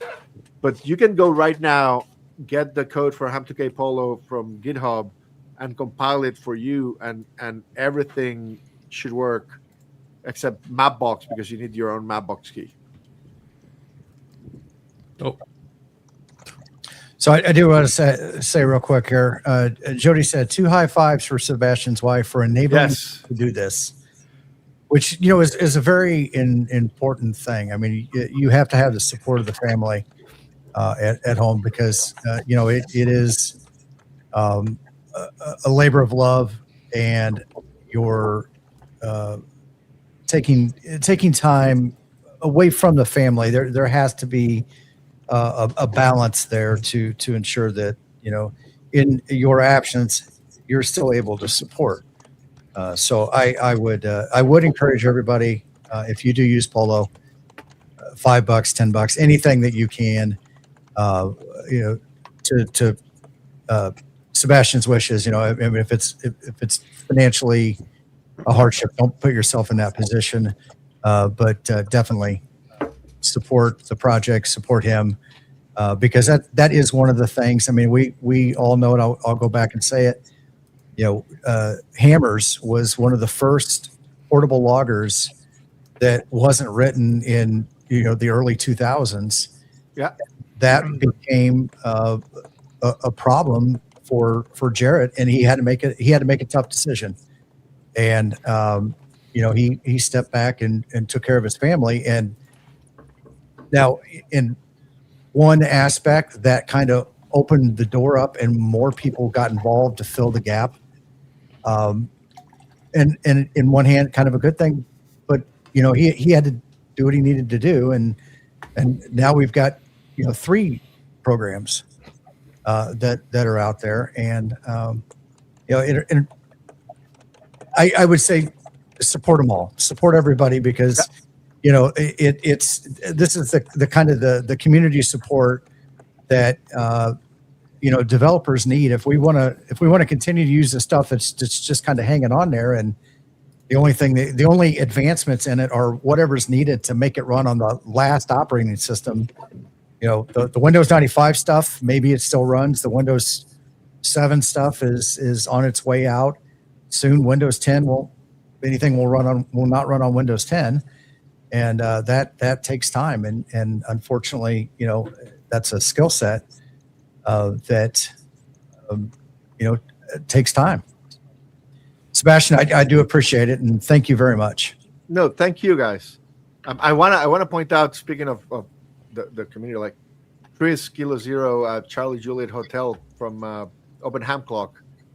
He's been in the chat all evening. He's been donating and contributing, and he's done an amazing job with Open Ham Clock. Again, there's a lot of people building that next generation of amateur radio software that is really sorely needed, and like I same as many of the companies working around, like the guys at the World Radio League did a great effort for even if they're like we need people trying new things. For a long time, we were kind of like stuck with the same loggers written in like mid 1990s, trying the same old things. And I think we need more. We need new things, and I appreciate everybody's effort doing those. Can I share a story real quick? I think it speaks to the importance of what Sebastian and everyone else is doing in developing some of these apps. I did my first POTA activation a little over 5 years ago. It was in March 2021, and my first 2 paper logs are over there in a notebook. I'm pointing to. I went out into the woods and as a new ham, being licensed for a month, and I did 2 POTAs, and I remember the first one I got 10 contacts, and I remember coming back and trying to like go through, and I was like, I couldn't read my writing for one of the call signs. And I spent like an hour or two, like literally like trying to figure out what could this have been. And that's something we take for granted as experienced hams. Like you can kind of put 2 and 2 together and maybe figure out what you might have gotten wrong or what that letter might be that you can't read. But, I got it done. And, but those first 2 logs were by paper. And it just coincided around the time when Hammers was coming out and getting traction. And I switched and started logging, on my phone on Hammers. And it was a huge difference from like a user experience from doing pen and paper. Yep.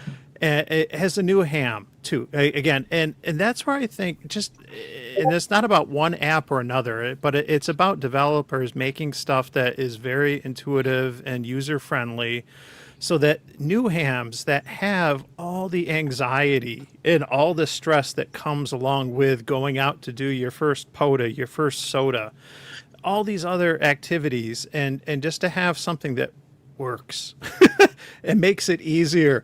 Because honestly, like if it wasn't for having some portable logging app I could easily do on my iPhone that made sense, doing that by paper, that would not, I'm not going to say it would have been counterproductive, but it wasn't going to help. It wasn't going to help the cause for getting me into where I am now with portable amateur radio and stuff. So I think it's really important to have developers that are responsive, listening to the community, taking that feedback, making those changes, and just really churning out good shit that, is going to encourage hams of all experience levels to make the most out of what we have with our license. I want to throw another story out along those same lines. I was using Hammers, and remember there towards the end, people were getting database lockups, and the thing was dying. That happened to me. I was in the middle of a big pileup.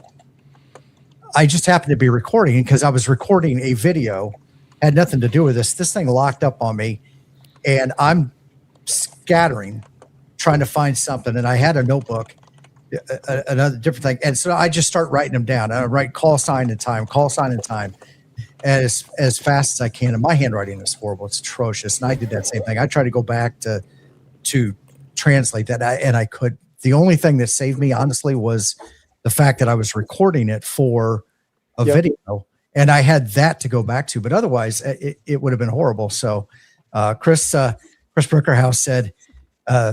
Practicing with paper log isn't a bad deal. Get a good notebook, good pen, and practice your penmanship. Why is everything green? Yep. Look, that's screen. I know, right? It's not. It's yellow. I don't know why. It's I guess this light's just too bright. It's a little right in the rain. Right in the rain notebook. Yep. But like this, how small this is. Like that's the 3x2 size. Yeah. You can put that in any radio bag just as a backup. Yeah, I keep a small ones like 4x6 or something like that. Yeah. One thing, I did start out with paper logging when I first started, and I relied on, once I started recording my videos, I relied on going through my video and making sure that I had the right call signs written down because half the time I couldn't read my writing. Because yeah, you're doing it really fast, Yep. and some people don't have the greatest penmanship. And once I transitioned to a digital logger or on a computer or an iPad, my error rate went down to almost zero. But I mean, it was such a great improvement, and I love PoLo. Once that came out, and I made the jump from hammers to PoLo. I can't even. I haven't even tried World Radio League. I'm so used to PoLo. I'm so set in my ways. It's comfortable. I'm comfortable with it. I love it. There's nothing wrong with being comfortable with something. I'm going to say one thing there, which is go and try the other loggers, because sometimes they might fit your style better. I want people to get to the point where they're willing to try other loggers, in part because that's how they try mine, but in part because it's a good practice. It's like it shows you what other ideas are out there. True. And finally, there are other loggers worth trying. Again, for a while there were not, and like hammers was one of the first newcomers that really opened the floodgates. For example, World Radio League, POTA. There's try them, and I hope that you come back to PoLo because or Halo because we do better things. But I want it to be because you like what we do and not because you're used to it and don't want to try something else. Well, yeah. The reason why I came to PoLo is because hammers was broken, and there appeared to be no solution to getting that to work again. And I'm the kind of person that stays comfortable with what they're comfortable with, what they use. That is so awesome. I think I threw mine away. All my paper logs. I think I trashed them all eventually. I kept these ones around because I've been writing QRPR articles, and these will help me out as I'm writing them out, right? So I go through. Well, let's try a band change to 40-meter sideband. Well, let's try CW. Let's try 30 meters and 20 meters, and then I finally start to get logs again. But it helps me remember where I was. Or when I'm over here, I'm trying 20-meter CW. Oh, well, nobody's answering, or 20-meter sideband on that soda. Well, nobody's answering me. So I pulled out my handy talkie and I got a contact on FM from on top of the summit, which I never gave you the Ham2K powerless logger, did I? No, I wasn't at Hamvention this year. Can you put me on the big screen, the enlarge my? Oh, I saw that from the Ham Radio Workbench crew. Those were great. This is the Ham2K powerless logger. She's a Right in the Rain notebook. Beautiful. Yeah. Special edition. I need to make another batch. I have that in my POTA kit, and my girlfriend hand copies logs on it. Always carry paper and a pen or a pencil. Always. Because you never know. You could be sitting in the sun and your iPad or iPhone heat up and shuts down. Yes. I've had it before. I try really hard to make sure that PoLo never loses a QSO. But if your phone dies, there's nothing I can do. Yep. PoLo might lose the QSO you were entering when your phone died. That one can't guarantee, and that's what you need paper for. The paper and pencil are great to your secondary device, basically. Yeah. I always have a pen and paper with me, always. Ever since that one incident, and I was glad I did. And I was like, I'll never go without pen and paper in my kit. Look at that. So this is a 3D template that I printed up, and I tried to make it so that I could trace my pencil in through here, but it turned out to be too small. But that's how I make the nice tight lines on this. This lines up very neatly. The very top of it lines up neatly with the coil at the top.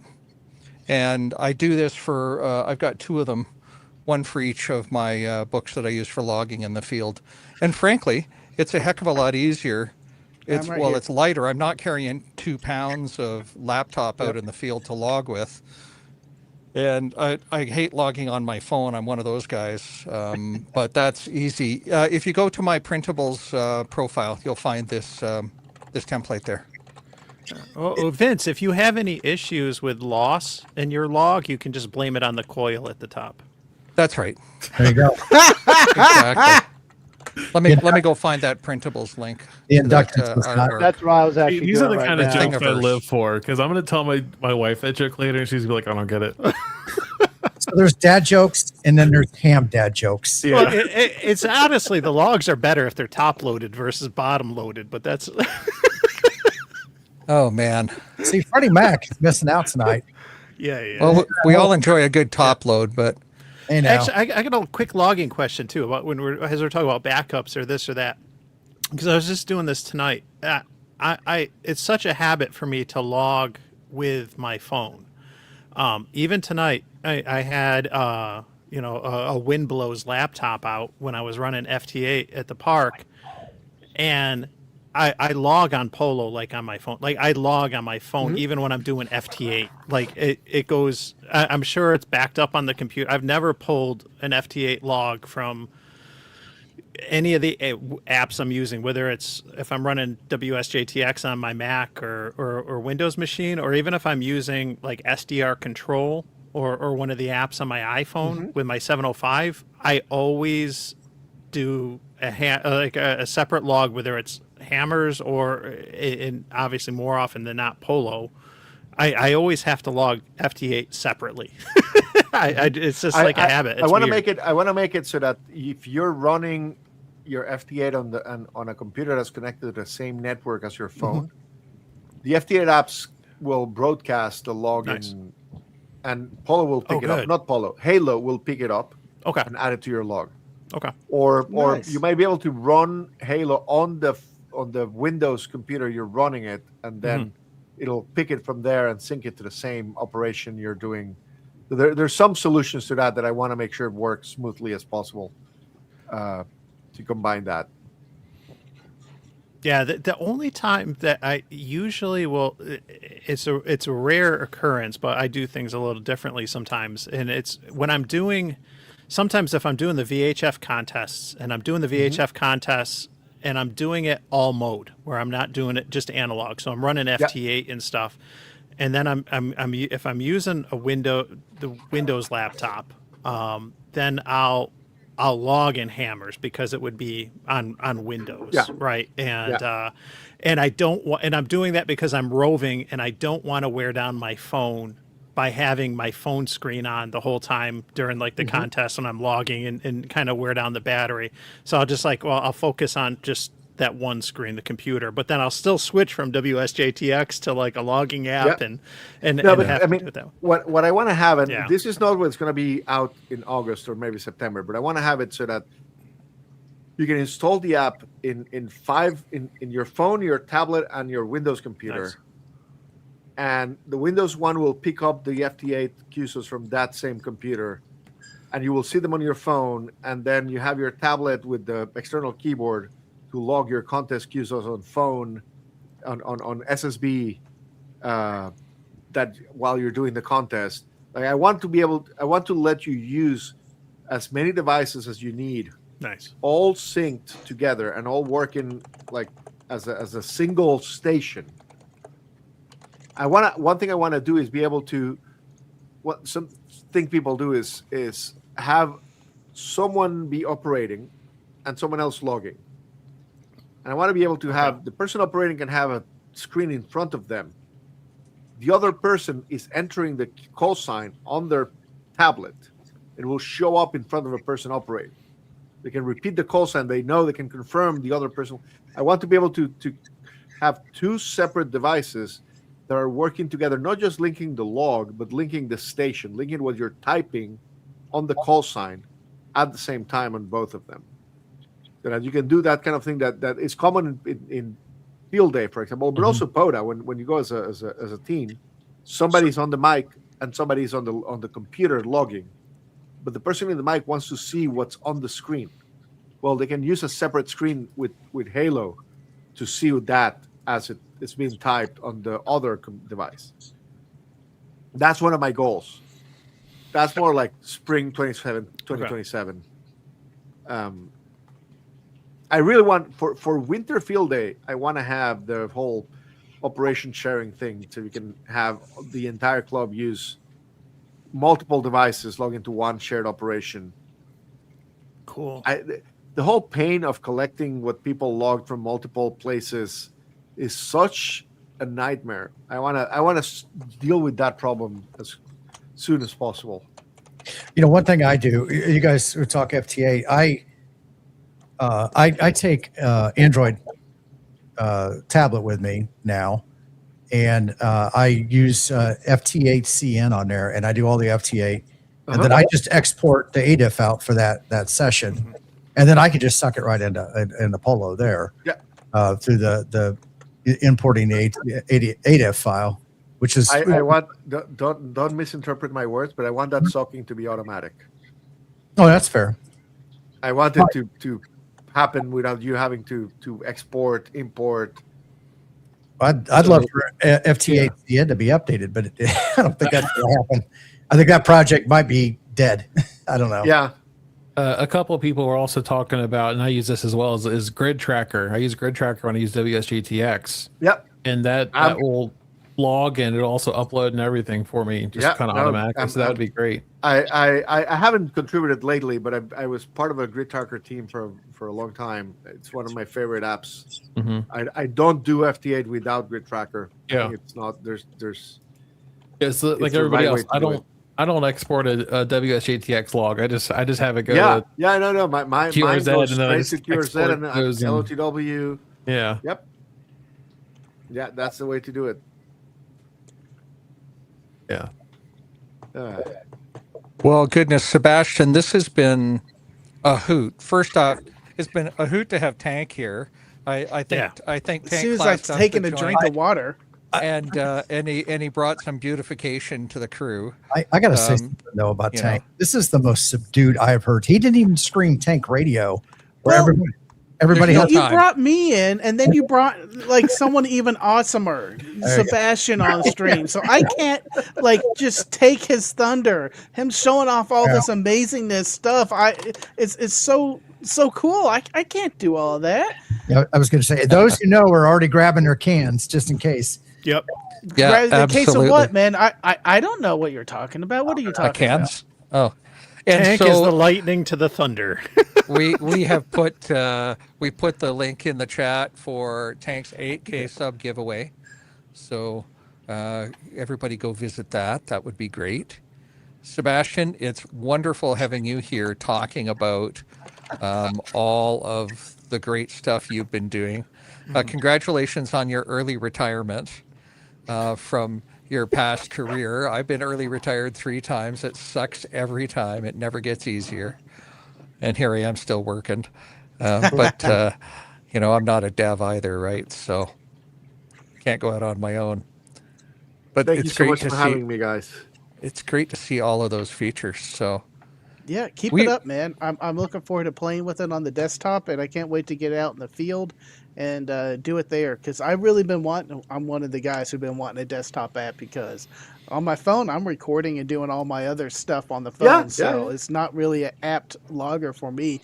But that desktop application, I'll tell you how much I like Camp 2K PoLo is that I went out and bought a camera so that I could use my phone as a logger. Love it. Nice. That's it. So I've been using the Mac or a PoLo on the Mac for years because I use it to live stream with. And I tell you, I love that. I love it. Now, I don't always take the computer with me. A lot of times it's a tablet is my primary portable logger, but it would definitely, I enjoy that. So I'm going to assume those of you that use Windows computers, you are going to like this too, because it's such a clean and just easy program that is going to work. I have yet to have a problem with it. Whether I use it on a Android tablet, and I've even used it on some cheap Android tablets, iPhones, iPads, and Mac now. So I'm really looking forward to pulling out my Jankopotamus and giving it a try. We're done with that computer. Oh. And one thing that actually I'm having a lot of fun with, and also regrets is not the right word, but when you're developing at this speed, especially using agentic AI tools, it's kind of like you're going down all the rabbit holes and you're going down all the feature creep. Like I started developing, okay, let me put the spotting button for the Halo. Okay, but what if the spotting button will show you the colors of which contacts made it, which spotting services it manages to reach? Oh yeah. Now let's have the button show in green when it succeeded. Okay, but let the green fade out over 5 minutes so let you remind you that it hadn't been respotted recently. And let you like highlight when it's respotting and let you go down the rabbit hole. I'm thinking, you're streaming. What if we build a plugin for Halo that will build a web page you can use as a layer on OBC to show the contact you're logging right now at the bottom of the screen? Nice. That'd be awesome. Yeah, that'd be great. Ooh. That would be that's the kind of awesome. thing that is possible now with all the foundations we built. And my days are spent like not just coming up with the writing down the ideas in a list I can get to later and bring it back to the app. But we're at the point where the speed we're developing features almost matches the speed we're coming up with ideas for features. And that's very, very exciting. I mean, like I said, I've been working my ass off like never in the past, and I'm having a blast. I'm happy. Like, in fact, I've started to look at the clock. Oh, in the time we've been here, I would have finished Halo by now. Let's not hold you up, man. I know, right? No, it's the clubhouse's fault because he was watching that last night. Yeah. Yeah. Well, But I mean, the difference between us and Clubhouse is we actually talk ham radio. let's come up. Let's come up with an OBC layer builder that shows the current QSO and like whatever statistics you can pull off the live logging you're doing in PoLo or Halo. Well, I mean, that would change. I mean, I know Tim, you stream every Sunday. I think I would start streaming during my lunchtime activations more if I could have a nice OBS layer that showed who I was talking to. So that's an interesting idea, and thinking about that because a lot of people say they do really well in amateur radio on Twitch. Twitch is a whole different beast than what you see on YouTube and everything like that, but it is very game driven. To get those kind of statistics that could integrate into your stream, I think would be something that catch people's attention. And I'm finding I watch all my statistics and things like that. 55 and up, as far as the demographic, is where the majority of my viewers are at. But I'm seeing that even the people that are 55 and up, where you used to have to do things like say it 3 times, to get a point across. Now they're just like the kids. TDLR, man. You say it one time, you move on. You don't waste time going over and over, and you don't need to explain it really in depth. If it's something that grabs their attention, they'll go right in it. And I think things like that, the little stuff around the screen would be a great thing. And real quick, Chad, Holsizer. There we go. The Z was throwing me off there. Chad gifted 5 Ham Radio Kids Table memberships. So thank you, Chad. I appreciate that. And we've got a donation from Utah Forest as well. Yes. He's going to be on an upcoming episode of Ham Radio Kids Table. I am Yes, he is. super excited to hear that. So, hey, we've got just a few minutes though before our dear friend Frank is got to drop off. Frank, what's coming up on your channel, man? Coming up on channel, lots of awesome things. This live stream coming up, we got, who do I have coming up? I don't know. Live stream. I'm trying to pull up the calendar right now. Other than that, the antenna test, I'm going to be working on that video, and that's going to be the week after, and I can't wait to get that done. Low mesh, we got coming on, and we're going to be talking about the low mesh, and low mesh is coming out with some new devices. So to to hear all that amazing awesomeness. That's going to be this Sunday at 6 p.m. And then the week after that, we're going hopefully my intended video, and I need to sit down outside this weekend and smoke a cigar and go over data and write the conclusion for that video. So I've only shot it and edited all the parts in the park.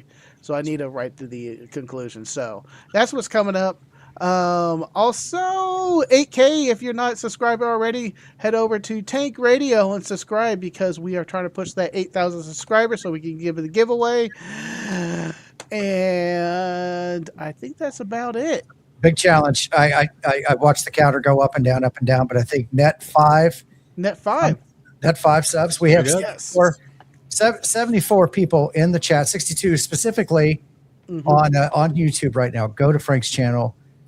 Please go to Frank's channel. Get him over 8,000. Say he'll stop coming on all the live streams.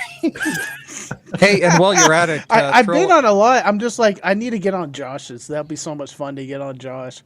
But he wants you to bring something. I'm like, I could bring Frank. He's like, at Frank and my personality. Frank and Frank. Well, there is a whole lot of person there, as I heard somebody quip this weekend, and we love all of him. Yes. So, Y'all are awesome, amazing. Thank you for letting me come on here, and y'all have fun for the rest of the evening. All right, Frank. Thank you for stopping by. I appreciate it. No problem. hey, Frank, before you go, yeah, you've got to do the one. One. You got to do one. What is going on, ladies and gentlemen? I'm Frank KG5HJ, and y'all been watching the Ham Radio Kids Table. We have been having fun and awesome, and it's called the Kids Table because it's the table of the guys that you sit at the last thing at the party because you don't know anyone else there. There we go. Right on. That's Thanks, your new Frank. bumper. Use All it. right. I think so. There we go. And I watched the sub go down one while that was going on. So. Yeah. Yeah. 7-3, gentlemen. You're awesome, amazing. All right. See you, Frank. Frank. Frank. 73, everybody. Oh, we're Hey, back Mike. up. Mike, what do you got coming up? Haven't I done enough today? I was reading books. I got a Digipeater up. I did a POTA.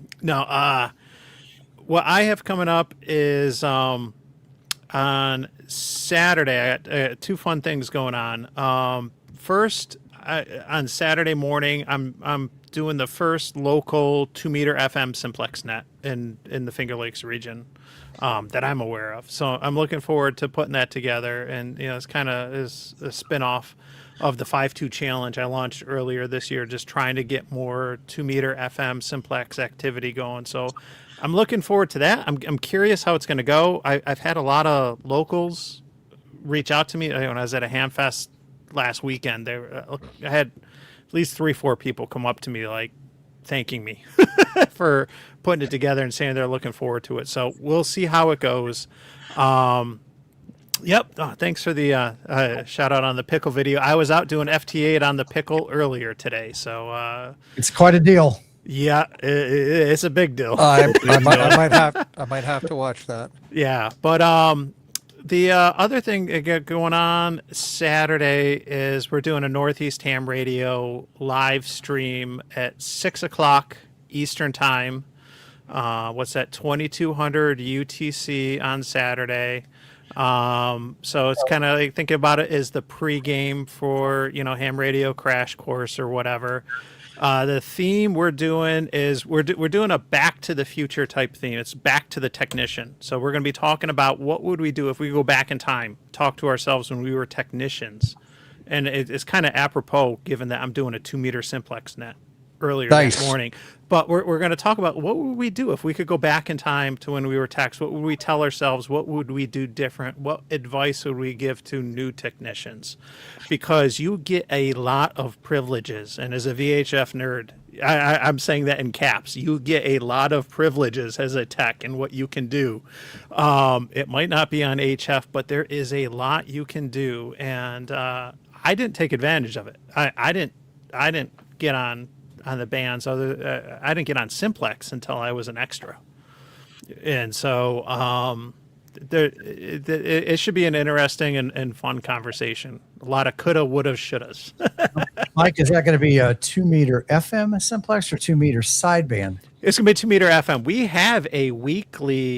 have weekly nets on because we have a large VHF group, but they're sideband. So they do a 2-meter weekly. I think the 2-meter is on Monday nights, and then Thursday nights is a 6-meter sideband net.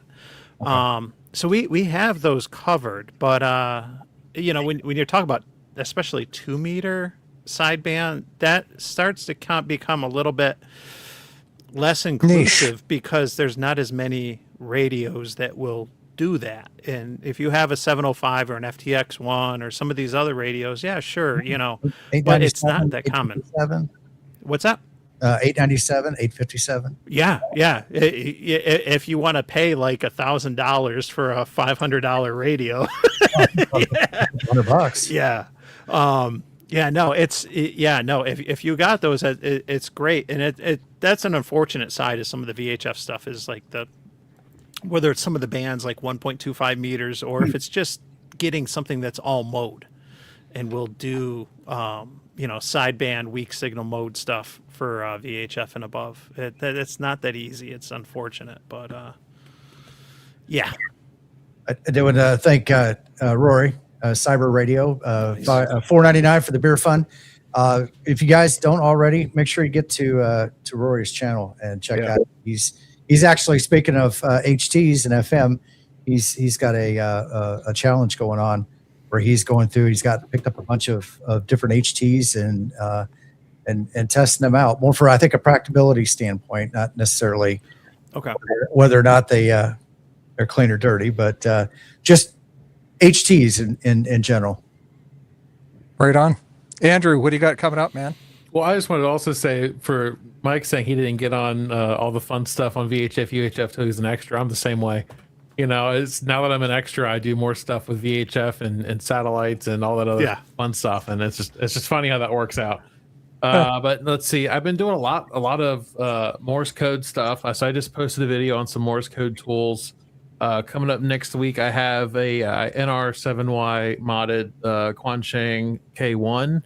I've done a K6 before, but I got this one because I was doing the scout outing, and I wanted to have another something else to go beep boop with the scouts. So went ahead and made a video on how to do that. Super easy. And then beyond that, I don't know. Like I said, I'm just working on some homemade stuff.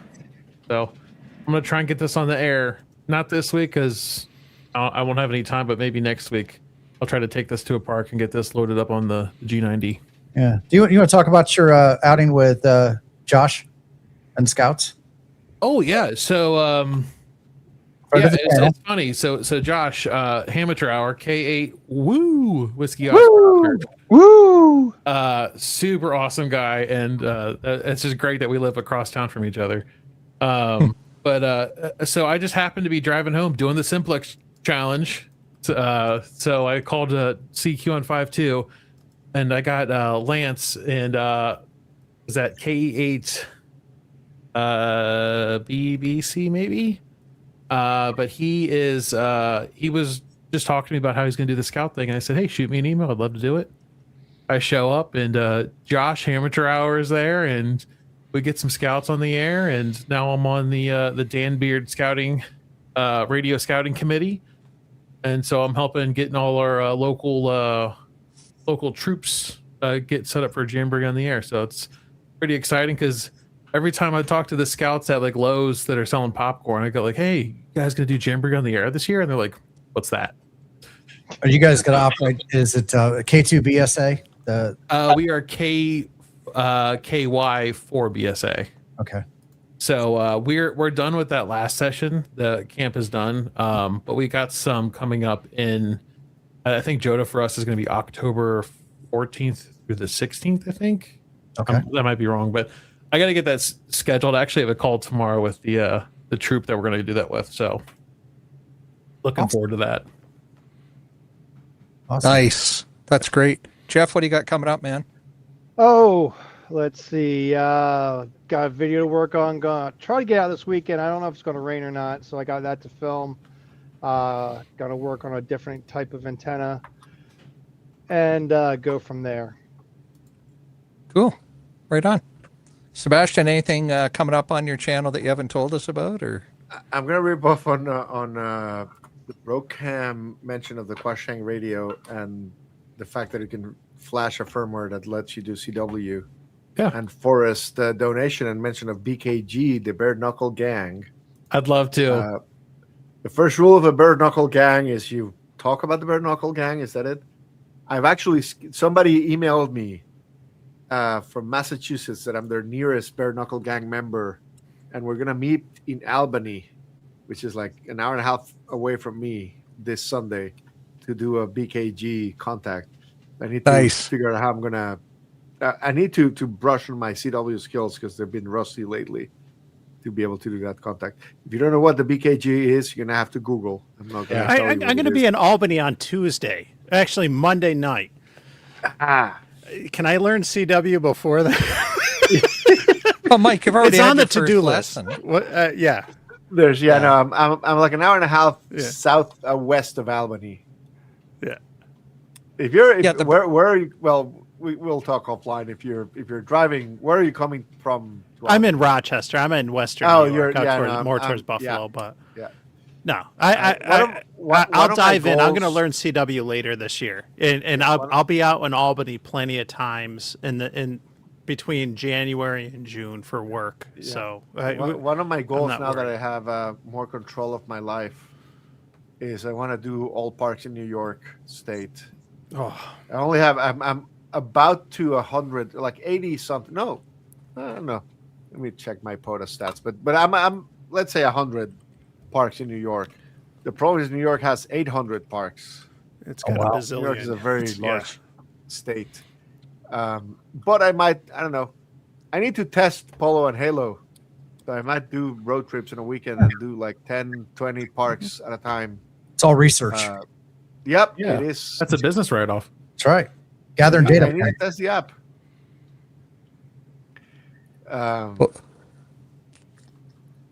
What else am I doing? I'm doing so many things. I'm actually, one of the problems with agentic coding is that while you're waiting for the agents to work on Halo, sometimes it takes like 15 minutes, 20 minutes, and your mind starts wandering.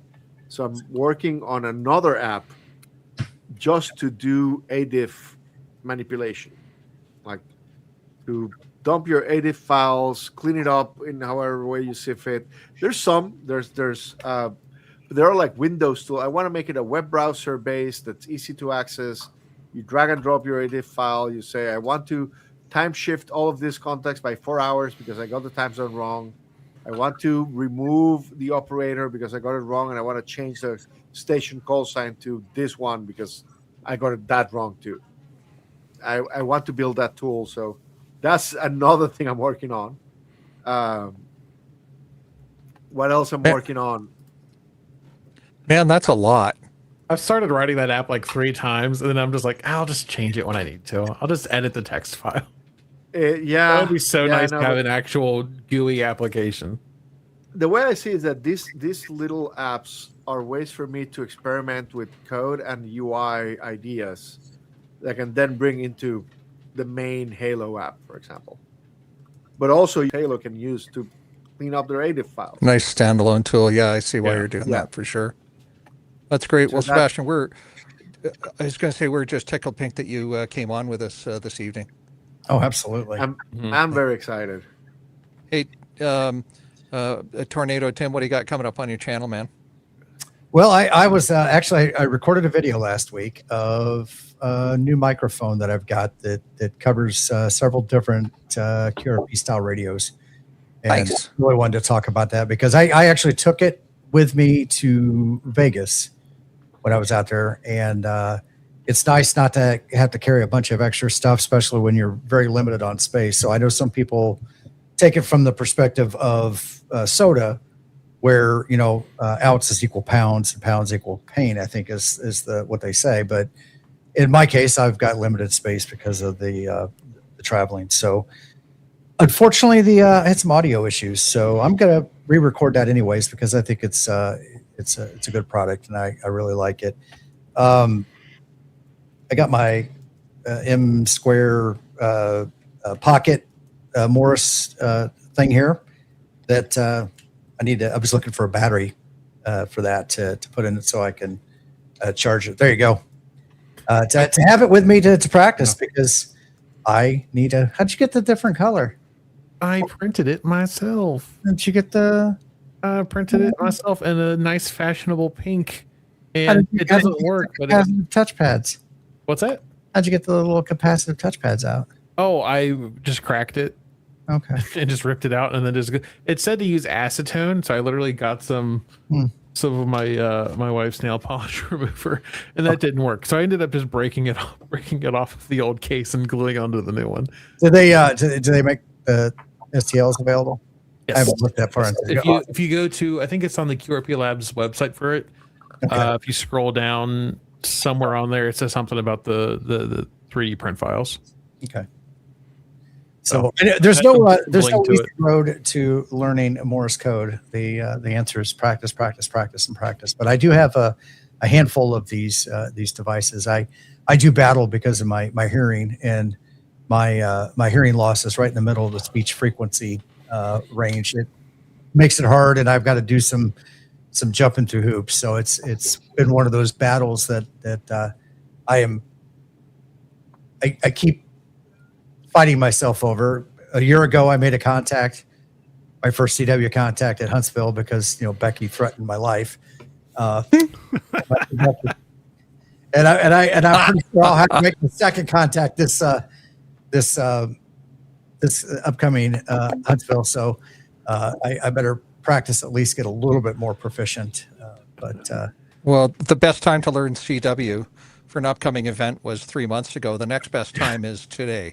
Yeah. And Right. the last and the most recent one is when Becky's threatening your life. Yes. To make that Yeah. So, Becky, I joke around. Becky is And for BKY.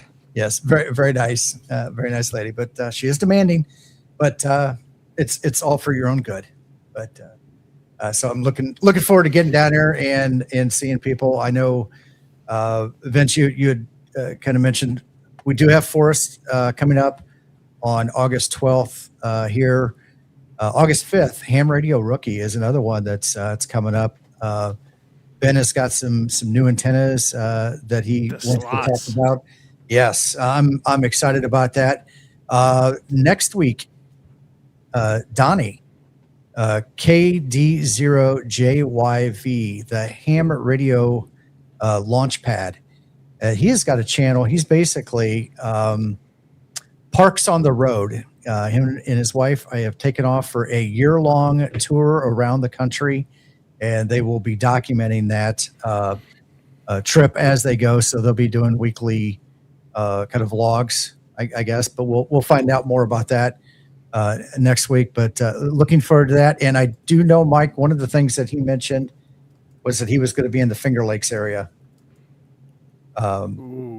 So might get you in contact. I'm not sure when he's going to be there. Actually, I do know. I can get you that. Yeah. And actually, Traveling Ham, Kevin, or Mike, whichever way you call him. Smart he Mike. will be there for that. And Mike said another one. Him and his family are full-time RVers, and he has traveled around the country, hence the name, the Traveling Ham, to and documented his ham radio journey as he goes. So fun stuff. Right on. Vince, how about you? Or did we already have we gone around the? No, I haven't asked myself yet what I'm coming up to. Vince, what do you got going on, Vince? Hey, I've got, first off, I've got some hardware to help you learn CW up on my website. I've got plenty of stock in place. And then I have 3 more videos coming out shortly. One has dropped already. It's called The Fourth Try is the Charm, because it took me 4 attempts to get up a hill. And there's a story behind that, and I won't spoil it. But I've got the best laid plans don't always work out. It's so windy, my laptop almost went flying. That is a true story.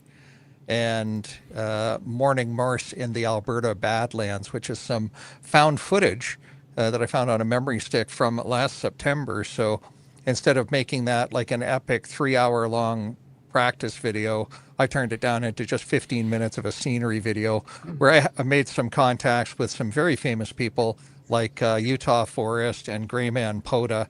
So I got live footage of that. And I'll have some shorts dropping about those as well, and some stuff coming up on QRP. Already recently, one of my articles and another article coming out to go with one of those videos. So not much. Awesome. Well, guys, we've been here for a little over 2 hours tonight. Sebastian, thank you very much. Appreciate it. Everybody, once again, if you well, two things. If you haven't heard the big news, go back and watch this on Team Replay. And if you have heard it and everything, please donate to Sebastian and the Ham 2K project, as he is now on full time to develop that. Yeah. And every little bit helps. He wants to keep it free. So your support means a lot. It'll help me prove to my wife that her backing my crazy ideas is not. She should not regret it, and it'll help me keep working on crazy and cool stuff. So go to ham2k.com, find all the links, click on all of the subscribes and donates and pays and all of those, and just help us keep making everybody happy. Right on. Awesome. Thank you very much. Thank you to everybody who donated, and the people who did the super chats and the memberships tonight. I appreciate that. So thank you, everybody. Have a great week. We will talk to you later. And 73. 7-3. Three. Adios.